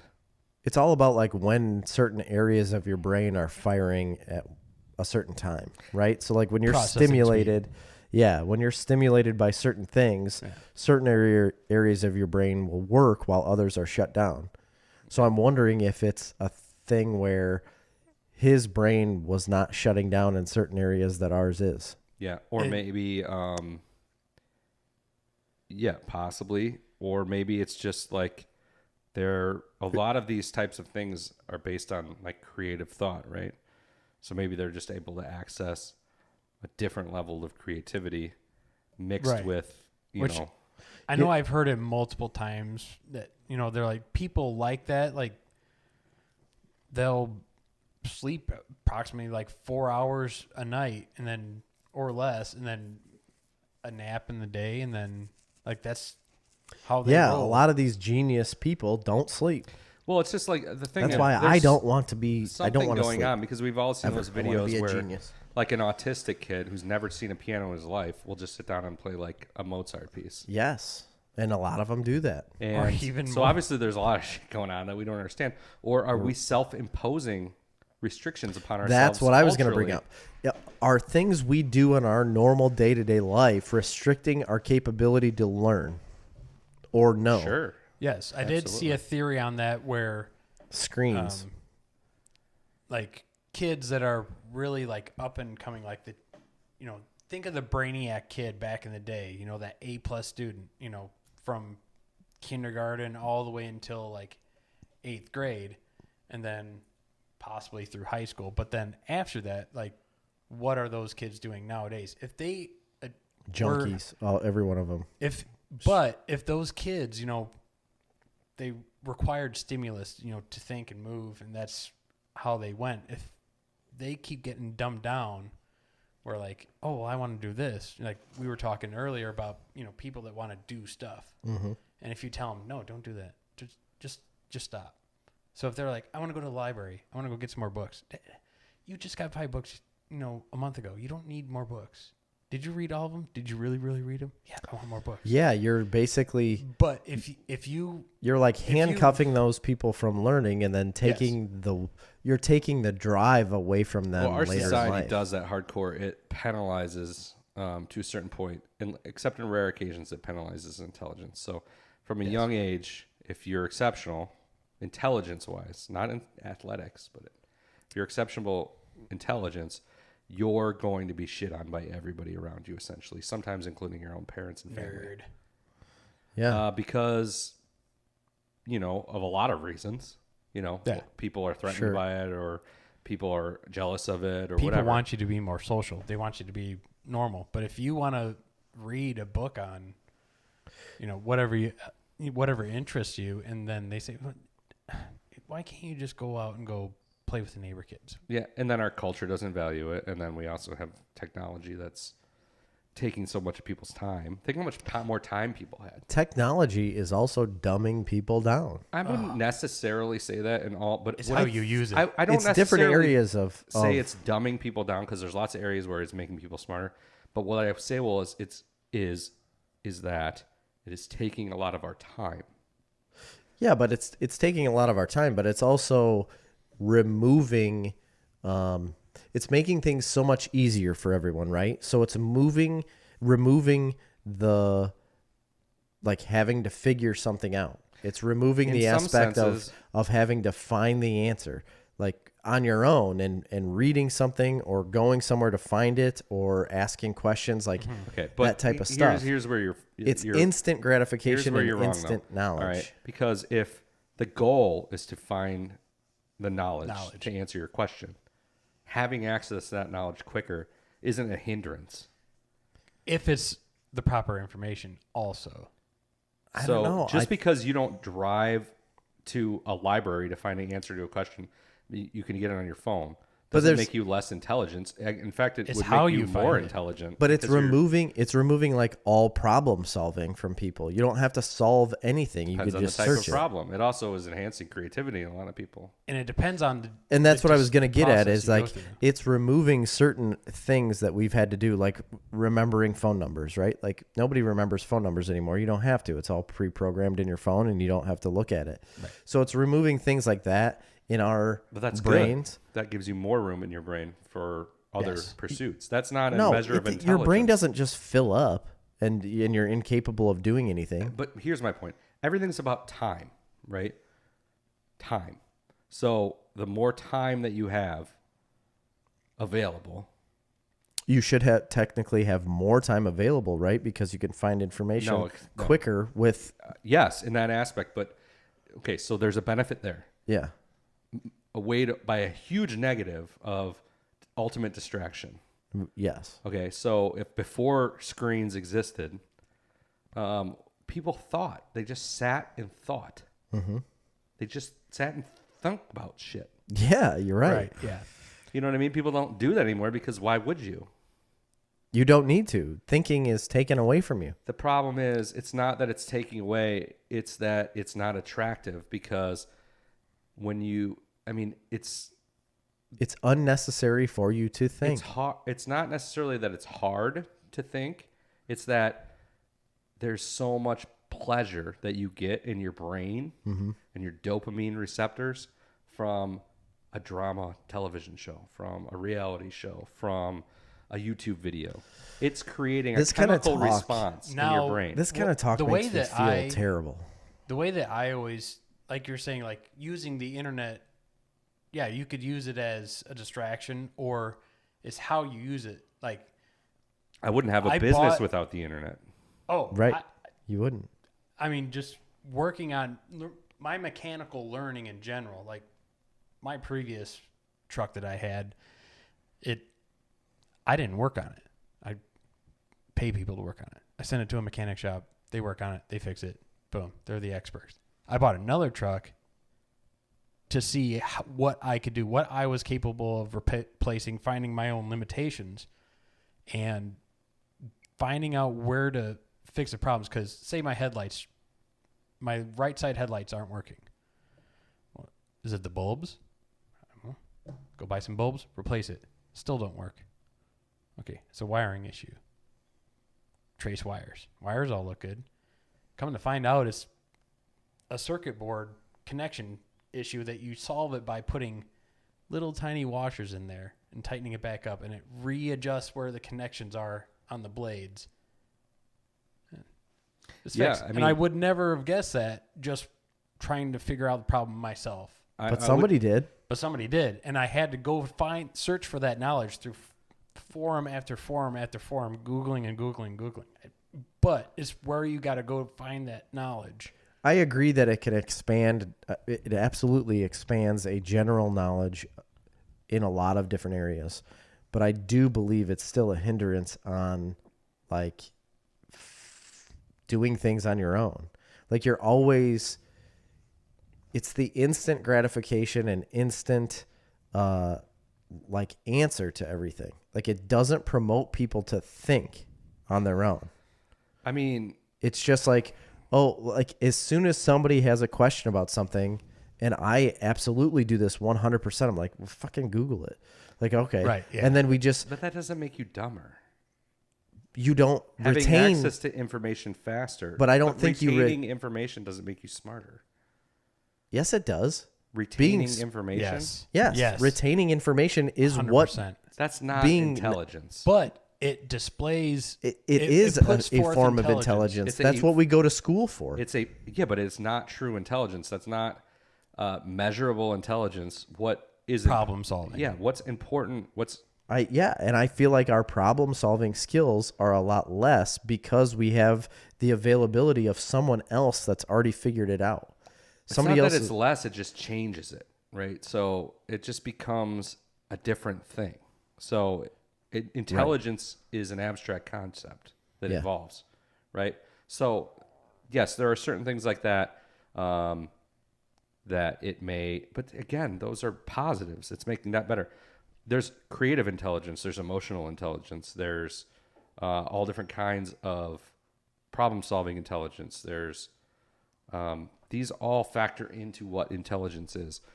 Sometimes you'll find that people that can't retain any information, people that fail every test that gets put in front of them, that have to read facts out of a textbook and memorize them, and they fail every test and they don't do well in school, that you're going to consider them unintelligent because we're measuring intelligence by your ability to retain facts and information.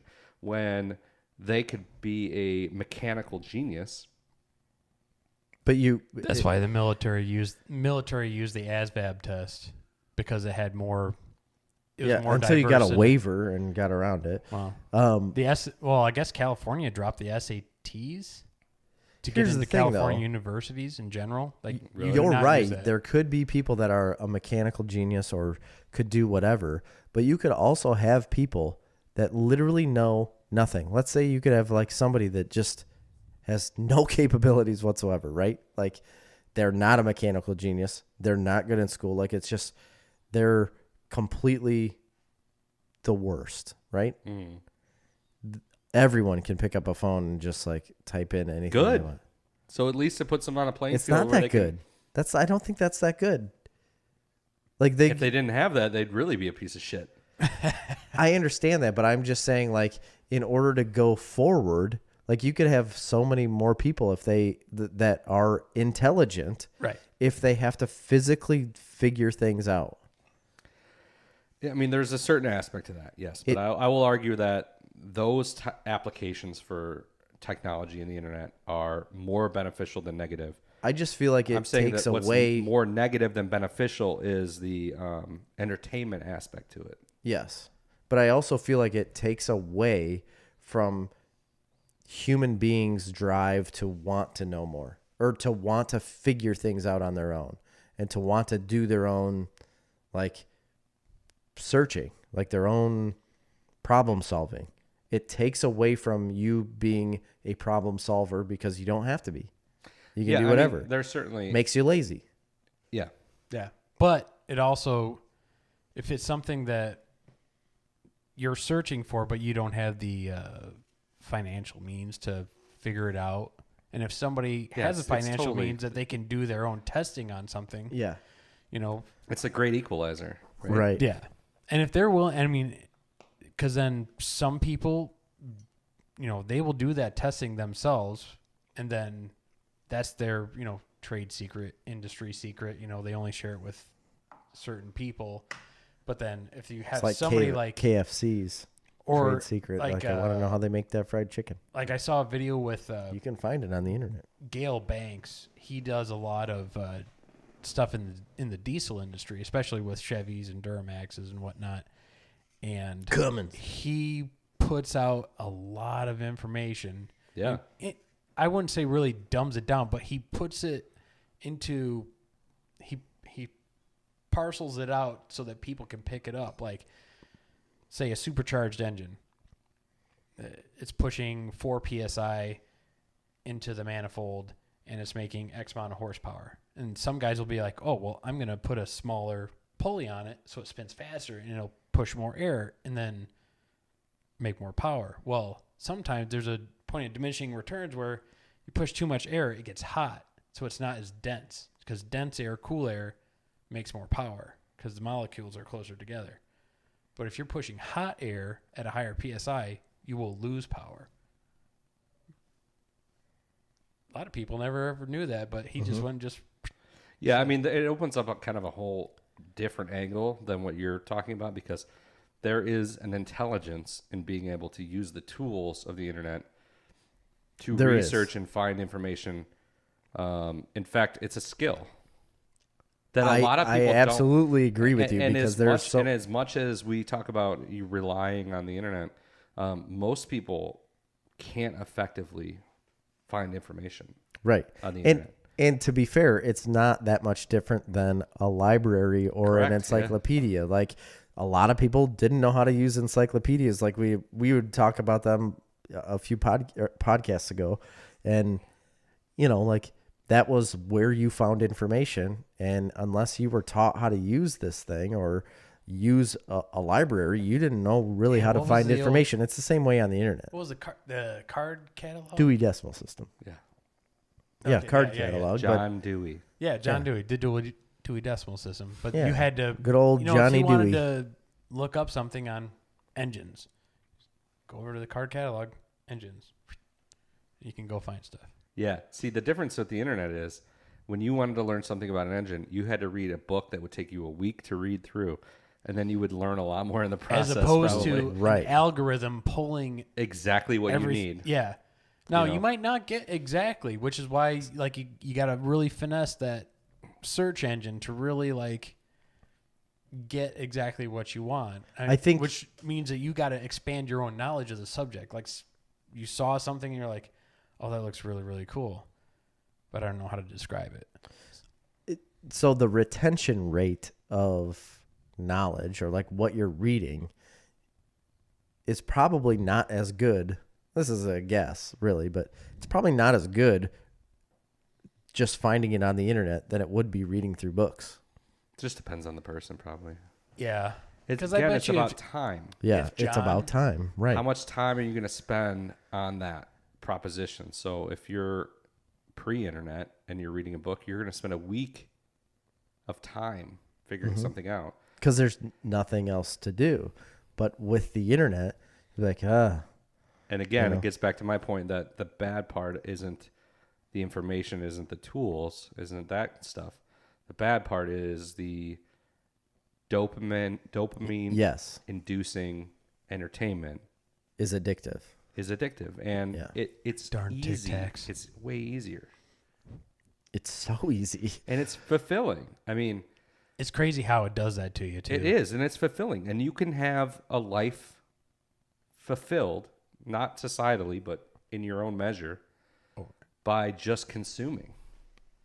I know. In our culture. Yes. Like you can be. That is a meme on the internet. It like is? far. Yeah. Oh, 4chan's all over that one. Believe me. Isn't that kind of, I don't know, like That's kind of what we do. That's kind of what our podcast is about, really, if you think about it. it is. It You're is. absolutely right. Yeah. I mean, and I don't feel bad about it. Like I like consuming all this creative. Humans love entertainment. consuming. You know. I love that's our consuming the thing. entertainment, but also I feel like we're using it, like we're doing something else with it. True. With this podcast, right? Yes. that's So we may absolutely be true. consuming things, but then we're sitting here having a conversation like this about that, And it creates something. and it Out creates of that. something. Yes. So, but then you have the other aspect of that where you literally just sit and consume And and drown. turn your brain off and do nothing with it whatsoever. Doesn't help you the next day. And I'm not necessarily saying this is going to help But anybody consuming tomorrow. entertainment isn't, again, nothing is black and white, right? So Yeah. it isn't necessarily only a negative thing. I mean, there's No. positive things you get out of that too. So Exactly. it just is what it is. Yeah. It's part of being here. Yeah. So, in talking about consuming things, today, as this podcast comes out, you can consume The Boys season 2 is it I out? need to watch that. as of today. Oh shit! I'm Friday. watching so many things right now. I don't know how I can watch it right now. As of Friday, when this podcast came out, The Boys season 2 is out, and so is Mulan. Oh yeah, $29.99 I'm Disney psyched Plus. about that. This day is an amazing day, and So- we're going to spend it not watching those Disney things. accidentally let the cat out of the bag, purely accidentally, through like a memo or something, and they said that they're releasing Mulan will come free in December. Yeah. So the question is, do you pay the $30 now, or do you Or wait you till wait December? till December. Yeah. Because I could go either way. I really want to see it, but I can also just wait till December. But I would have seen it in theaters and spent way more than $30. I know. I would have went and saw it in theaters too, knowing that eventually it comes out for free. I'll probably rent it or buy it actually, because once you rent it on Disney Plus, as long as you don't get rid of your account, you just have it forever. Yeah. Right. And then obviously it's free in December anyway. But Yeah. Yeah, that's the big question. But I don't know. I'll probably, it doesn't really bother me either way to buy it or wait. So listen on. We're going to have a Mulan review next week Yes. for sure. Absolutely. I won't have seen The Boys by then, or I will have started it probably. There's just so much content out there. What other news you got? Because I got some what we're watching, and I know you had some articles, but we literally have 22 minutes. Yes, I have one more thing. And so, do you guys know about the Nielsen ratings for TV? Yeah, Right. I actually invented them. Oh, you're Mr. Nielsen? Yeah, my name is actually Christopher Aaron Neilson Harford. Oh, Is I it didn't go? know that. Maiden's maiden name. Okay. So the Nielsen ratings came out just in the beginning of August with their first ever streaming chart. So they have a Interesting. Nielsen rating for streaming TV shows now. And they just started it as of, what was it, August 3rd. They started this streaming thing, and they're rating the top 10 streaming shows for the week, each week. They're rating top 10 weekly streaming shows. And the first weeks that they've done this, since August 3rd, Umbrella Academy has topped the streaming charts every week It's a good show. since it came out.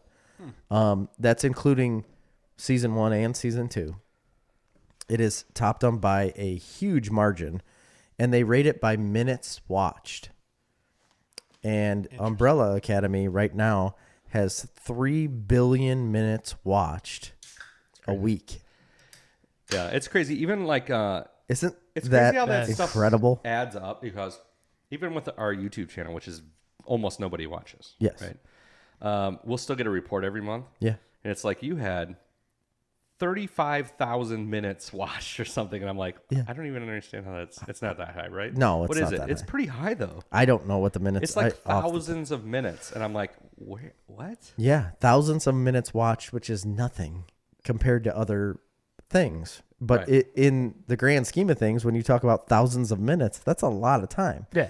This is talking about billions of minutes. 3 billions of minutes have been watched of Umbrella Academy. Well, think about it this way, though. And it's only including the U.S. It's not, Nielsen is not taking any of these What did we minutes say from the out other of week? the There U.S. was like 18 million subscribers in the U.S., 20 million subscribers in the U.S. They had 50 million overall. No, it's 180.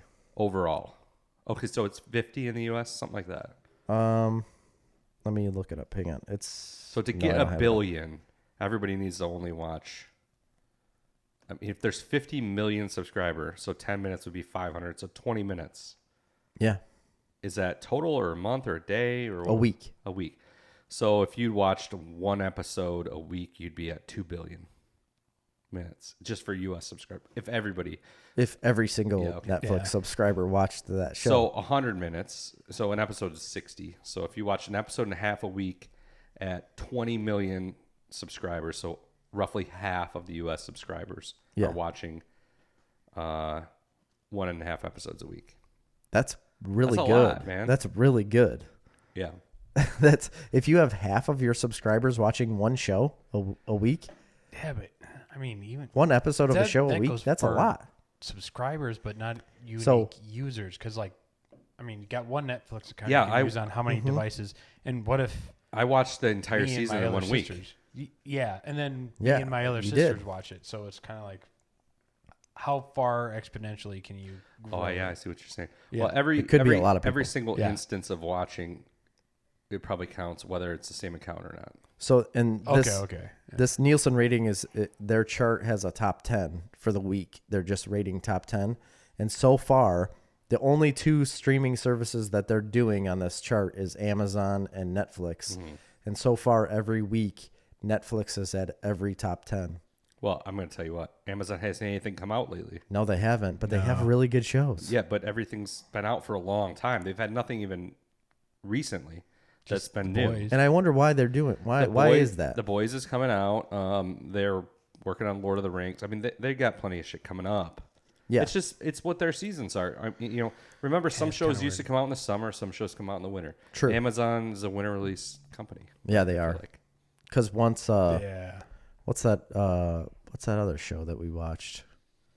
Marvelous Mrs. Maisel, No, the Carnival Row. Carnival Oh, Row. I was that thinking one, Circus, but Carnival Row, man. Yeah. That should be coming back soon. They, It should this be. winter, I'm assuming the next What season. did I would watch? come Oh, out. I watched Tin Star. First know that. season and then part of the other one. It's a detective Yeah, style. I think that is. Oh, I don't know that a show. Ooh, so Purchase show. I think that was by a different. I don't know if that was an Amazon original. Which was one? it? Tin Star. It was in conjunction with BBC. Yeah, I think they bought it from another producer. Yeah. Oh, okay. And because at first it was a detective show, but then it turned into a dark comedy. Because then once you got to know the characters and how they interacted and everything, it got dark, and I was laughing, and I'm like, I don't know if I'm supposed to be laughing. 'cause this is I don't think I hilarious. should laugh at this. Yeah, I mean, it got really dark. I'm just like, whoa. I like that. So that was my last one. That was my last little news tidbit. All right, what you're watching isn't going to take long because you guys haven't seen them. So I'm just going to kind of mention what I'm watching. Okay. So do you want to do one of your articles or a couple of your articles for a while or no? I can, yeah. I want to do one, and it's Okay. Because I got a couple too, but I don't think we'll get to them. I've got so every comic book resource ranked. This is ranked off of critic review. Okay, this is all off of critic reviews, and it's all of the X-Men films ranked off of critic score. Okay. The critic scores are out of 100, so they rank them out of 100 basically. There's 11, I believe, X-Men movies, and they're including Deadpool in this. Okay. So both Deadpool movies are ranked in this. Nice. So coming in at number 11, I would assume. Let me guess. Can I guess them? Yes, you can. Number 11 is going to be Dark Phoenix. It is with a score of 32.5. Yeah. Dark Phoenix. I still have not watched this movie, and I haven't still feel either. like I need to. It's not that bad, but it's not good. So That's what I told you at the time. I'm like, it's not the worst thing, but it's also something that you could never watch and be completely fine with. Really? Yeah, I barely even remember it now that I'm talking about it. Okay. Well, yeah, Dark Phoenix comes in the last position, 32.5 rating. The next one, can I'll you guess it? Yeah, it's X-Men Apocalypse. It's- It's X3 The Last Stand. No. Is New Mutants on this list? Yes. Okay, it's New Mutants. It is. Which I haven't seen yet. Yeah, but- so I haven't seen New Mutants yet either, but it comes in with a score of 37 even. Maisie Williams not happy about it, apparently. Not happy about the movie? Not happy about the fact that everybody hates the movie. Really? Yeah. What's the Rotten Tomato score on that? I don't know. New Mutants. You're the guy who looks things up. Yeah, I just wonder what the difference between the critic score or the audience score is, because that is usually pretty telling. Yeah. 53% audience score, 34% critic score, so it's garbage. Yeah. Oof. It says the last sentence in this says the harshest complaint was that this was a sizzle reel for an idea more than it was a fully forged film. Ooh. Ouch. So that was again, I think it's 11 movies. I didn't count them all, but 11, then 10, and then the next one coming in is what? Well, I got 3 options for terrible movies. So I'm going to go with X-Men Origins Wolverine. Yes. Are you looking at the same? No, I swear to God, I'm just looking at the list of movies from Okay. Wikipedia. So you're nailing it. X-Men Origins Wolverine with a 38.5. Confirmed. It is true. Yes. I have confirmed this. He is just looking at the Wikipedia. Okay, yeah. X-Men Origins Wolverine 38.5. I didn't hate this movie, but I guess in the grand scheme In of the grand things, schemes, yeah, it kind of. I didn't hate it. It's not a good movie, but their treatment of Deadpool is horrendous. horrendous. Yes.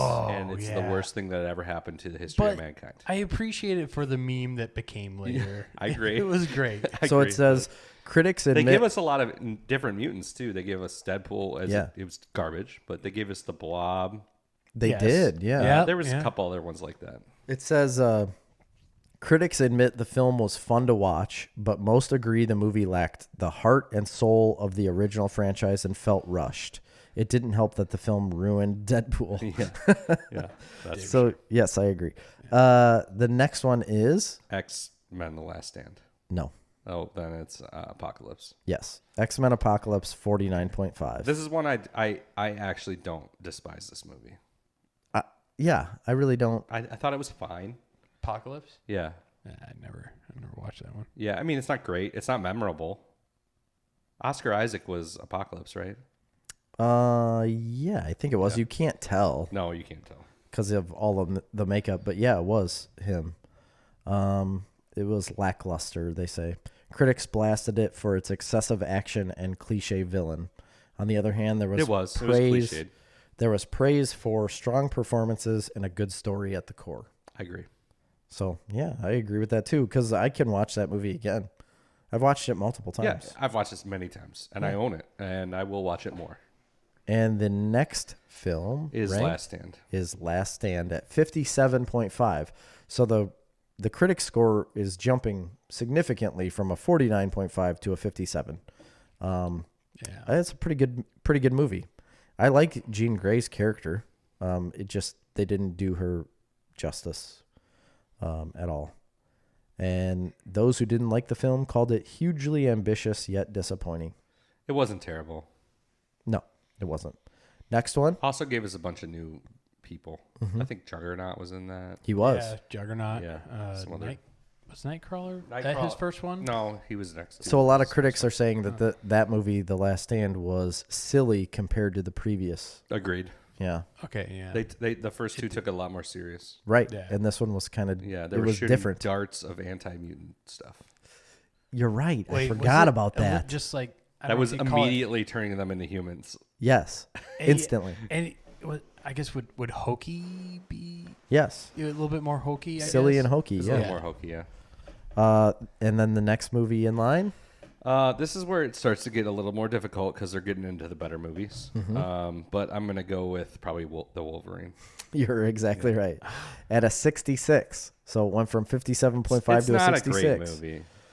It's Silver not. Samurai is not a good. I wanted it to be so good. Yeah, because I love the comic that it's based off of. It's one of Yes. my favorite. Frank Miller. I 100% agree. I remember you. Is it Frank Miller, right? Yes. and it's so good. Maybe it's not Frank Miller. I'm pretty sure. Maybe it I'm is. thinking of Ronin. Oh shit! So they're saying, let's see. It is Frank Miller. Unwilling to push the superhero aspects of the story, regardless it was a good film, reminding comic fans of the Wolverine's time in Japan and providing plenty of great action. First of all, I love anything set in Japan. Yes. The Last Samurai is one of my favorite movies. Yes. I That's a love. good one. I mean, it's Hugh Jackman heavy, and he's the best part of the whole entire franchise for the most part. It's good. So they say, however, even critics who praised the film pointed out the padded plot and underdeveloped characters, while also calling it a change of pace for superhero movies. Agreed. Yeah. And I completely agree with Yes. that because it was a big It's change of very pace. different. Yeah. It was centered all around Wolverine's story, and Yeah. And the character, outside characters kind of suffered for it too.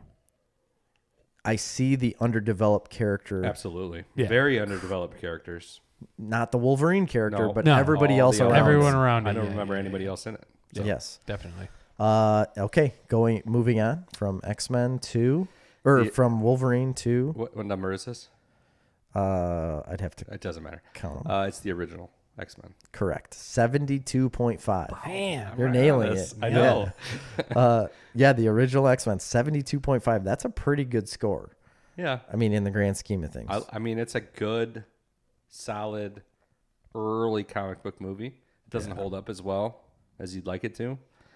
They went for that was very much the time when they're like, let's clad them in leather. Let's not Yeah. make this look like a comic book movie. Yep. Let's try to do, the Batman thing or make it seem like real life. And it was kind of, Yeah. it kind of reminded me a lot of the original animated series in a lot of ways. in a way. Yeah. And then like you said, the leather clad. they changed Tight. it. They didn't want it to be like Wait, the did animated they? one because they changed it to be more Was modern. the SR, was the SR-71 Blackbird, was that still like that original from the animated style? I almost want to say it was. I believe it was very I think similar. it was, yeah. Yeah. So like it just kind of had that feel as far as like people our generation watching the original animated series. It did have the feel, and it hit a lot of the same notes, but what it didn't do is but it didn't go for it whole hog, basically. So the Because they didn't think they could, and they still haven't done the original costumes really, no, they didn't. They have which never. is fine. It didn't Yeah, they bother were me at the darker, time. too. It made sense. Everybody understood it, Yeah, what was going on. They made jokes about it.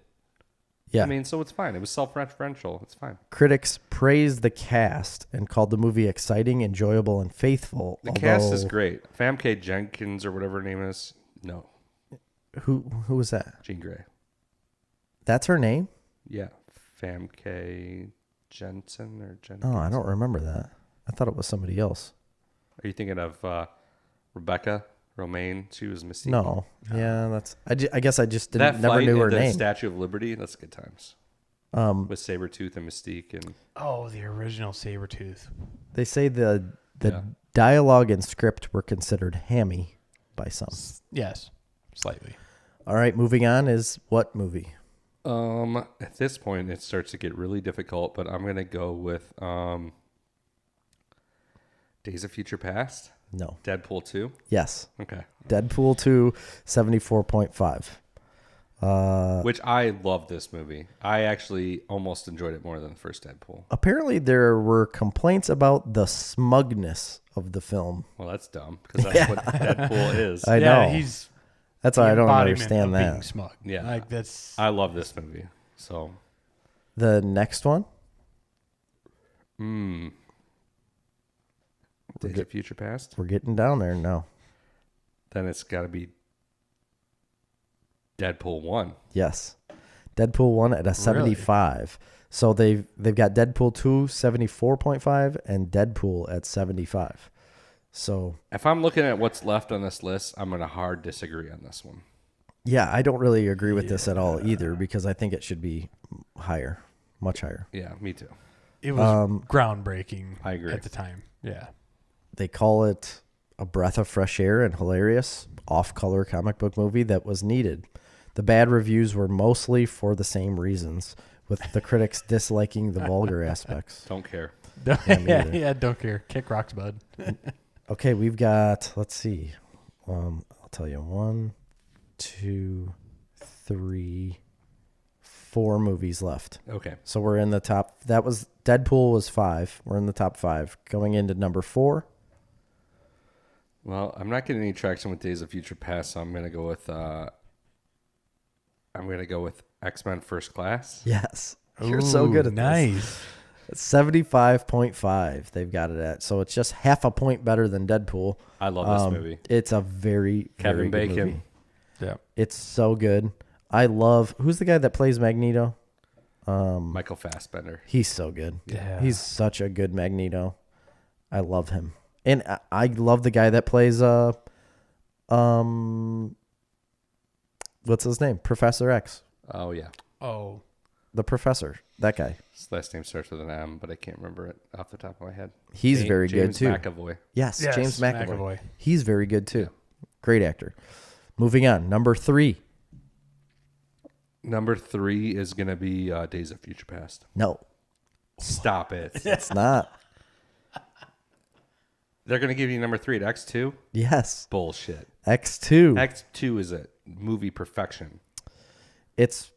I wouldn't necessarily call it perfection, but it is. It's one of the best comic book movies Yeah. ever made. I agree. Critics praised the performance and the action, calling it better than the first movie in every way. Those who weren't as appreciative claimed the film had too many digital effects and tried too hard. Well, that doesn't make any sense. I agree. I don't think They went for it, and they that was the scene in the White House with Nightcrawler. Yes. It was an X2. Yeah. Okay. The first time you've ever seen anything like that on. you've movie, never seen ever. anything like that. Right. Yep. And honestly, like that took it to a level that you never saw in the cartoon either.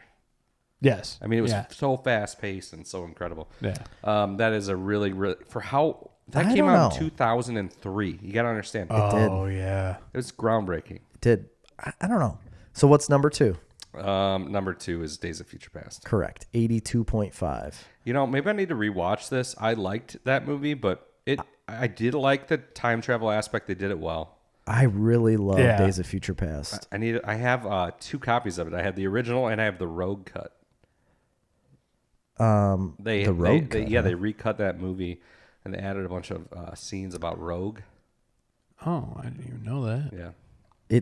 It says, however, it succeeded and has a 90% critics rating on Rotten Tomatoes and a 91% audience score.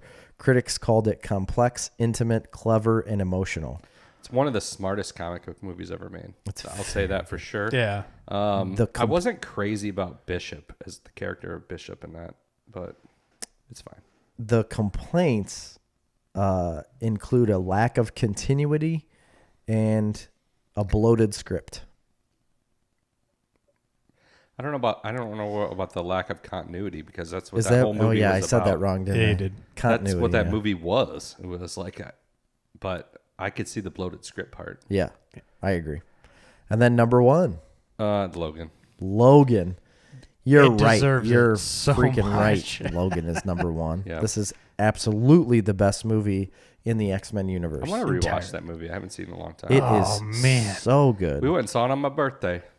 They said me, we you, and did. Dude. Yeah.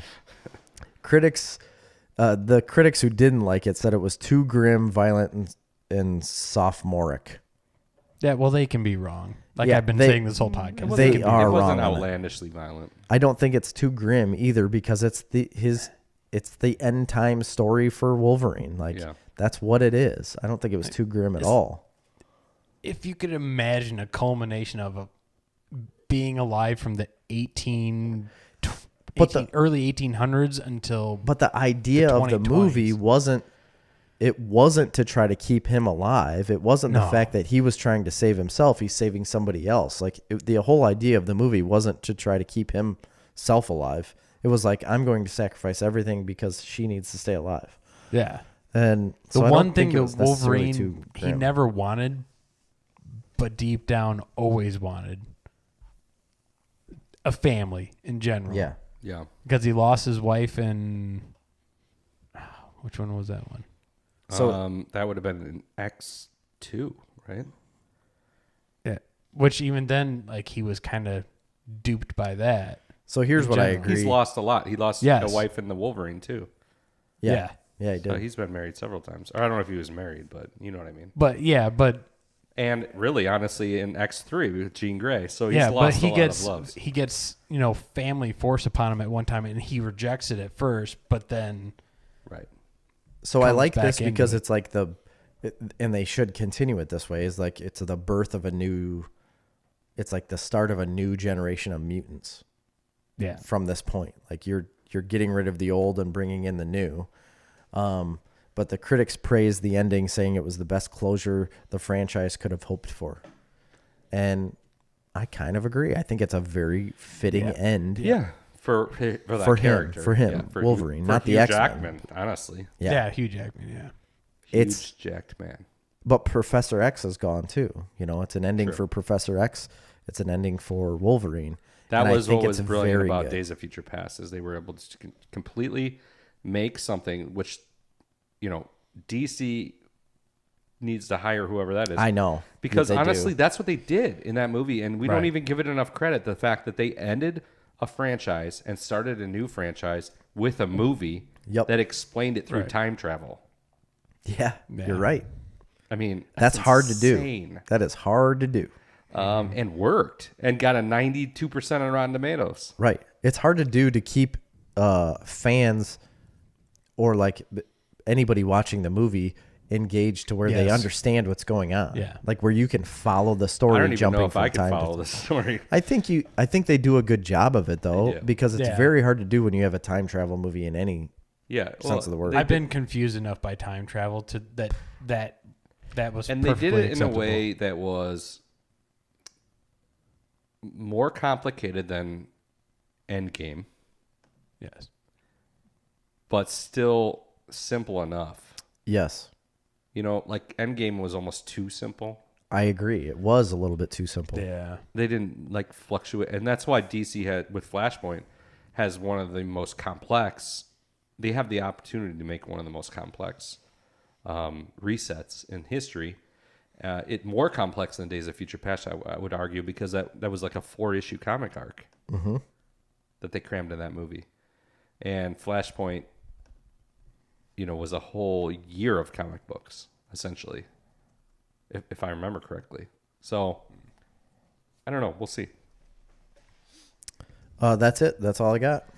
That's all you got? Yep. I have a couple articles. I got one question for you. Do you want to record an extra long podcast, Okay. or do we want to just end it and record some extra content that we can use for either Patreon, or we can can it for the fall? I see your questions. And I don't necessarily have a good answer. I say we end it and record extra for Or something we go else. home. These are our options. Those are our options. But I say we're over our time. Well, I still have to do what been watching. Well, then get after it. All right. I'm just going to mention them real quick. I'm not going to talk about them that much. I watched Bill and Ted Face the Music. Okay. I'm not going to talk about it because you need to watch it, and I want to have a proper review of this I movie. agree. It deserves I need to it. see it. I didn't know you saw it. You never told me. That's I would have tried to make time for this. completely not true. I'll just quickly say I absolutely loved it, and I want to talk about it. Okay. All right. Good. At the behest of every single human being that I've ever come in contact with, I begrudgingly started watching the show Yellowstone. Oh, really? Yes. What do you mean at the behest of everybody you've come in contact with? Because everybody else was watching it? Everybody. I know. That's the only Oh. thing I hear from people. I know. They know we have a podcast. We talk about movies and TV shows. They're like, what about Yellowstone? I've seen the very It's first kind of episode. like the new is all. Game of Thrones. For Very- some people, yeah. Absolutely. I'm only 4 episodes in. I'm on a Marley schedule. Oh, all right. So it's going to take me a long It's going to be a long time for you to watch that. I would like to watch more and talk about it as it goes on. And I know our audience wants me to do that. Yes. I hope that I can get more into this show Yeah. at this point. So I only saw the very first episode is all. I have the first season, so I need to There finish at must least be the first something season. there that I just haven't gotten to yet. Yeah. and I give a lot of shows a chance. There's enough that I've seen that's going to allow me to continue unabated. Okay. So I'll just say that for right now. What I do want to talk about is a show. It's been out for a couple seasons. Mm-hmm. It made a transition. It was a YouTube original show, and it's now come to Netflix. Cobra Kai. And it is one of the best shows I've seen of the year. Are you serious? And of a long time. So there's Really? a couple people in my life that have told me that I absolutely needed to get this and watch it and whatever, and I ignored them. Now it's on Netflix, and I can watch it because I wasn't going to do it on YouTube. But I see it up there. It doesn't intrigue me in the slightest. I love the franchise. When the movies were out, I think those were great. Karate Kid was great. It just didn't intrigue me to watch this show. But now, what the heck? I love Karate Kid in all iterations. I always have. I had been wanting to watch this show on YouTube for a while because Kevin Smith has praised it significantly. He did, yeah.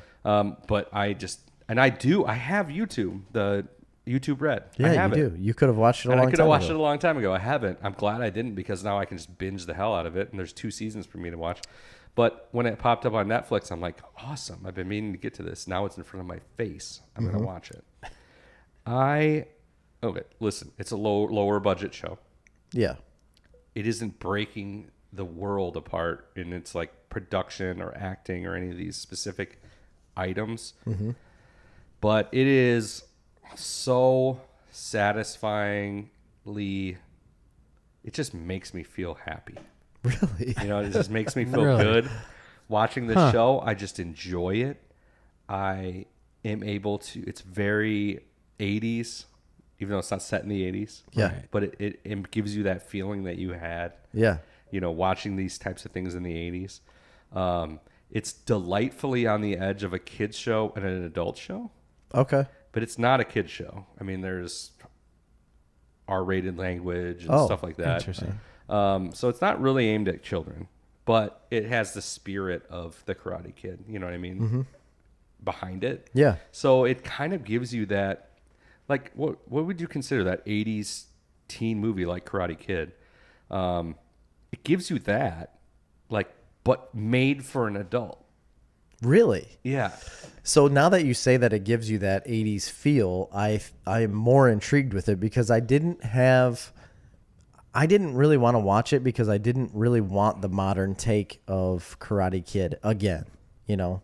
Like I don't know. I felt like But were they pushing it as that initially or no? I don't know how they were pushing it. I think they were pushing it as, well, first of all, it's that they could have done all that. They could have done that. And it would have been easy. It would have been easy to take the Saved by the Bell route or the Full House route or do something like that. And Karate Kid as a franchise always had a little more edge than that. Yes. You know, it was a kid's movie. Well, I mean, he swept the leg. Yes. But they had an opportunity to do that, and they didn't do that, which is what I think is really smart about it. They aimed it towards adults, and they didn't play off the fact that this is what's happening now. No, they're like, okay, they could have just replayed the same story. They could have done The Force Awakens. Yeah. Here's the same story. Yeah, they could set have. 30 years later. Yes. Okay. They didn't do that. They do a lot of the same elements, but they always twist it. Okay. So is this a Very show? interesting. Is this a show I could watch with a kid? Oh, Or yeah. no? Yeah, definitely. But Because Every Grady, once in a while, you'd be like, don't say that. you're not going to want to because they won't want to watch it as fast as you want to watch it because you want to watch this show fast. Grady loves Karate Kid. He's watched 1, 2, and 3, and he watches them over and over again. So I feel like he would like this show then. Mm-hmm. Yeah. It's definitely not aimed at kids, so he might not. Okay. Well, maybe he won't. But I love it. There are certain things that annoy me. Mm-hmm. There is a lot of, despite the fact that I think they avoid tropes for the most part, or they avoid the obvious and twist that, they lay you into that path and then kind of twist you out of it. There are certain things that they do that are dramatically over the top continually that kind of annoy you. Yeah. Like they have to keep a certain amount of tension. So just as something is about to get resolved, some event happens that brings it back to the point of tension. And then keep bringing you forward and bringing you back. Yeah, that would be annoying. And that one aspect and that one relationship does that annoyingly. Was that kind of like how Arrow was with me, where I was just like, dude, I can't watch it. Yes. It's too CW. I was like, no, go away. I can't do this. There is an aspect of that to this show. I mean, I'm not because that's how Arrow lost me, because I was loving it the first two seasons, and then after that I was like, don't care. There's a very CW aspect to this show. I'll say that. But if you putting all that aside, I really enjoy it. I highly recommend anybody of our age to watch it. I don't know that anybody older would be interested or anybody younger would be interested, but we are going to hit that right. Anybody from about 30 to 50 is going to hit this pretty well. Yeah. Okay. Yeah. Interesting. I enjoy it a lot. I only have one. Did you have more? No. What you're watching? I only have one. What I'm watching that is different. Like I haven't finished Umbrella Academy yet. I've got like 2 episodes left that I need to finish.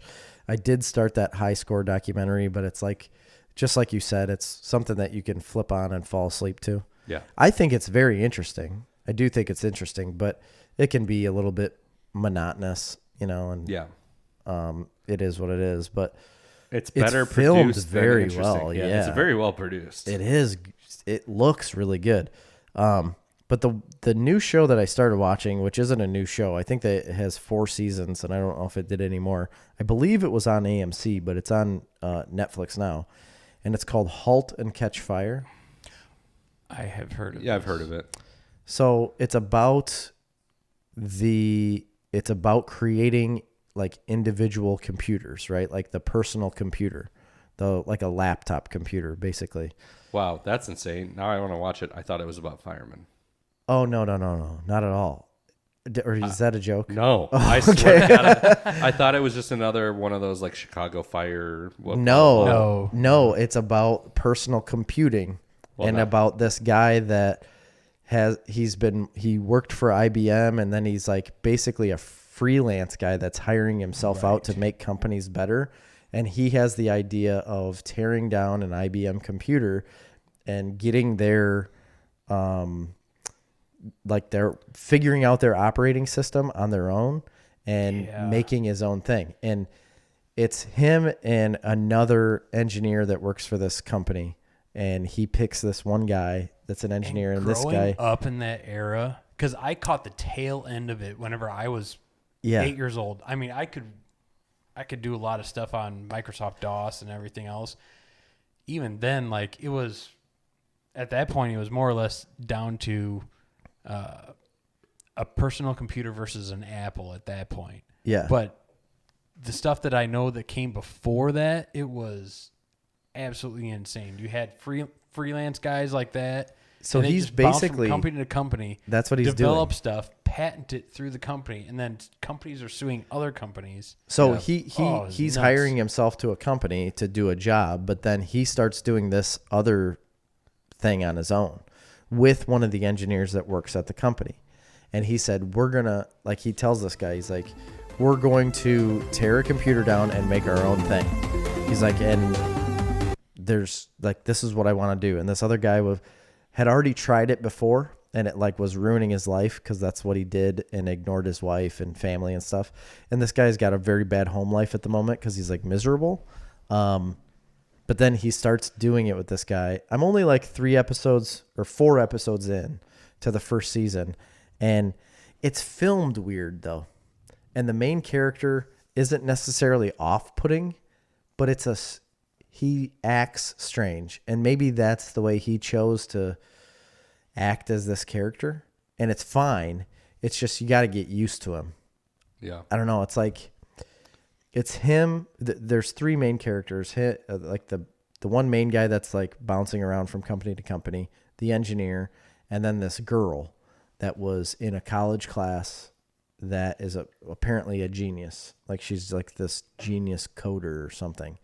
And they bring her into the mix, and she hides in this room doing things on her own. I don't know. Kind of sounds like Silicon Valley a little bit too. Like you're saying, like No. no, it's not like that even same close. thing where like two guys or one guy's working on a separate project from the company, Well, but then yes. the company finds out about it. Okay, in that aspect, yes, but it's not. Okay, that's anything the like first thing that jumped to my mind was whenever Well, you're going off of IP and your own patents versus a company patent. Yes. That gets really So gray. it's definitely gained my attention, and Yeah, I want to keep watching It's this show. interesting. Now that you've said this, I'm interested to watch it. Yeah, I'm gonna definitely keep watching It'll it. be a while because I got to finish Yellowstone and Cobra Kai and The Boys first. But Yeah, I'm gonna do this. I'm probably gonna keep watching this show and definitely start The Boys. definitely start Cobra Kai. I'm going to tell you that. Really? I just feel like there's nothing there for me, though. You're wrong. Like, sure, I might. Wrong. Remember when I said the best show of the year thus far has been Dave? Oh yeah. oh man. This is my favorite show of the year. Really? No, I like Dave a lot. Dave is still the Dave best was show so. of the year. It's so And different. it came out of nowhere. This is really good. I really enjoyed Cobra Kai. I'm going to tell you what, and interesting that you mentioned like the main character in that one being a little off. That's one thing that's interesting about Cobra Kai is there's no good guy.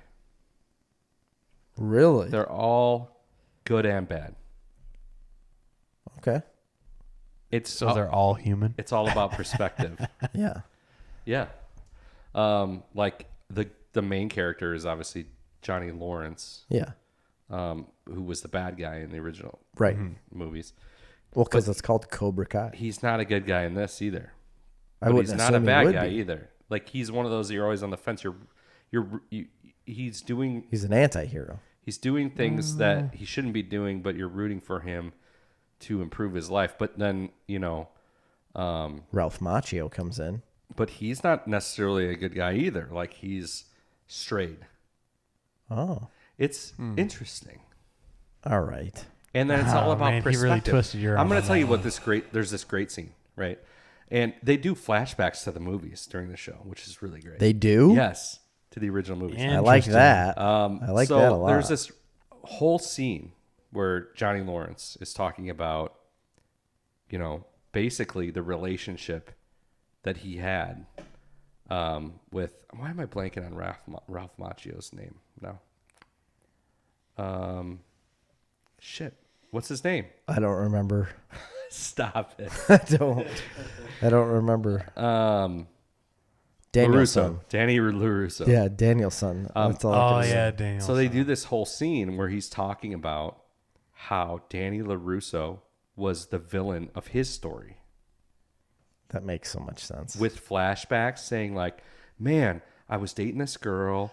I Oh, go this up- is that YouTube. Somebody made a YouTube video about that years But ago. that's part of the show. He goes, Yeah. I'm dating this girl. And some new kid. And we're on the beach and I'm having a conversation with him and this asshole comes up and he just starts and he sucker punched him and he did and Yeah, they he showed did, the original yeah, he did. He's like, this fucking guy, I'm trying to have a conversation with my girlfriend and he keeps butting in and I tell him to get lost and he sucker punches me Yeah, and then he comes back for more. Wow. and then he's like and then he's like, what the hell? And then he's like, a little while later, we're at the Halloween dance. I'm minding on my own business. And this guy comes over the bathroom stall and dumps cold water all over me. he does. He's like, what? I mean, like, and I'm just like, I tried to leave the guy alone. Yeah, And this yeah, guy's- he's just defending himself the entire movie. And even then, at the end, he cheats during the match to win because he hit. What was it above? No. What are you talking about? He did. Oh, well, okay. Yeah, he did say that too. Yeah. Anyway, so they get in a fight after that. And then there was something else after that where, from his perspective, he was doing the right thing and Yeah. Danny was doing the wrong thing. And then at the final match, it was supposedly an illegal move, maybe. Yeah, it was I an don't know. illegal move. It was You're not supposed to kick specifically- him in Kick the to face. the face is an illegal move, and right? he Yeah. and he that was his finishing move during the match, and he won by Plot. using That's an a illegal plot hole. move. Now, Yeah, he's like, and I get it. I had a bad sensei. I was in a bad place. I exploited something I shouldn't have exploited. That was wrong. He's like, but that guy did a freaking illegal move, and he won, and he beat me. yeah. Yeah. And it's According like to ever who? since then, my entire life has been downhill. Absolutely ruined my life. Well, it does in this show, yeah. I That was the remember seeing the defining trailer point for in it. his life. Yeah. Wow. And it all Imagine went downhill peaking from in there. high school. Shoot, I And really he's do like, have all to because see this of though. Danny LaRusso, who now is like this super successful guy. Yeah. Yeah. And also like kind of an asshole. Yep. And Like he kind was of at the an very asshole in beginning. The Karate Kid. He was. Yeah, he came in and tried to start a fight with a guy that knew karate right off the bat, and he used it in self-defense, and then he goes, I need to find the best sensei to kick this guy's ass. Because he wanted his girl. Yeah. Yeah, because he was jealous. It's a good show. All right, I have to watch You're it. going to like it. Damn. Cobra Kai, folks. And Halt and Catch Fire. I want to see that too, though. It's pretty good. All right. For this week on Snarf Talk, I've been Chris. I'm Nate. I am Jerry. See ya.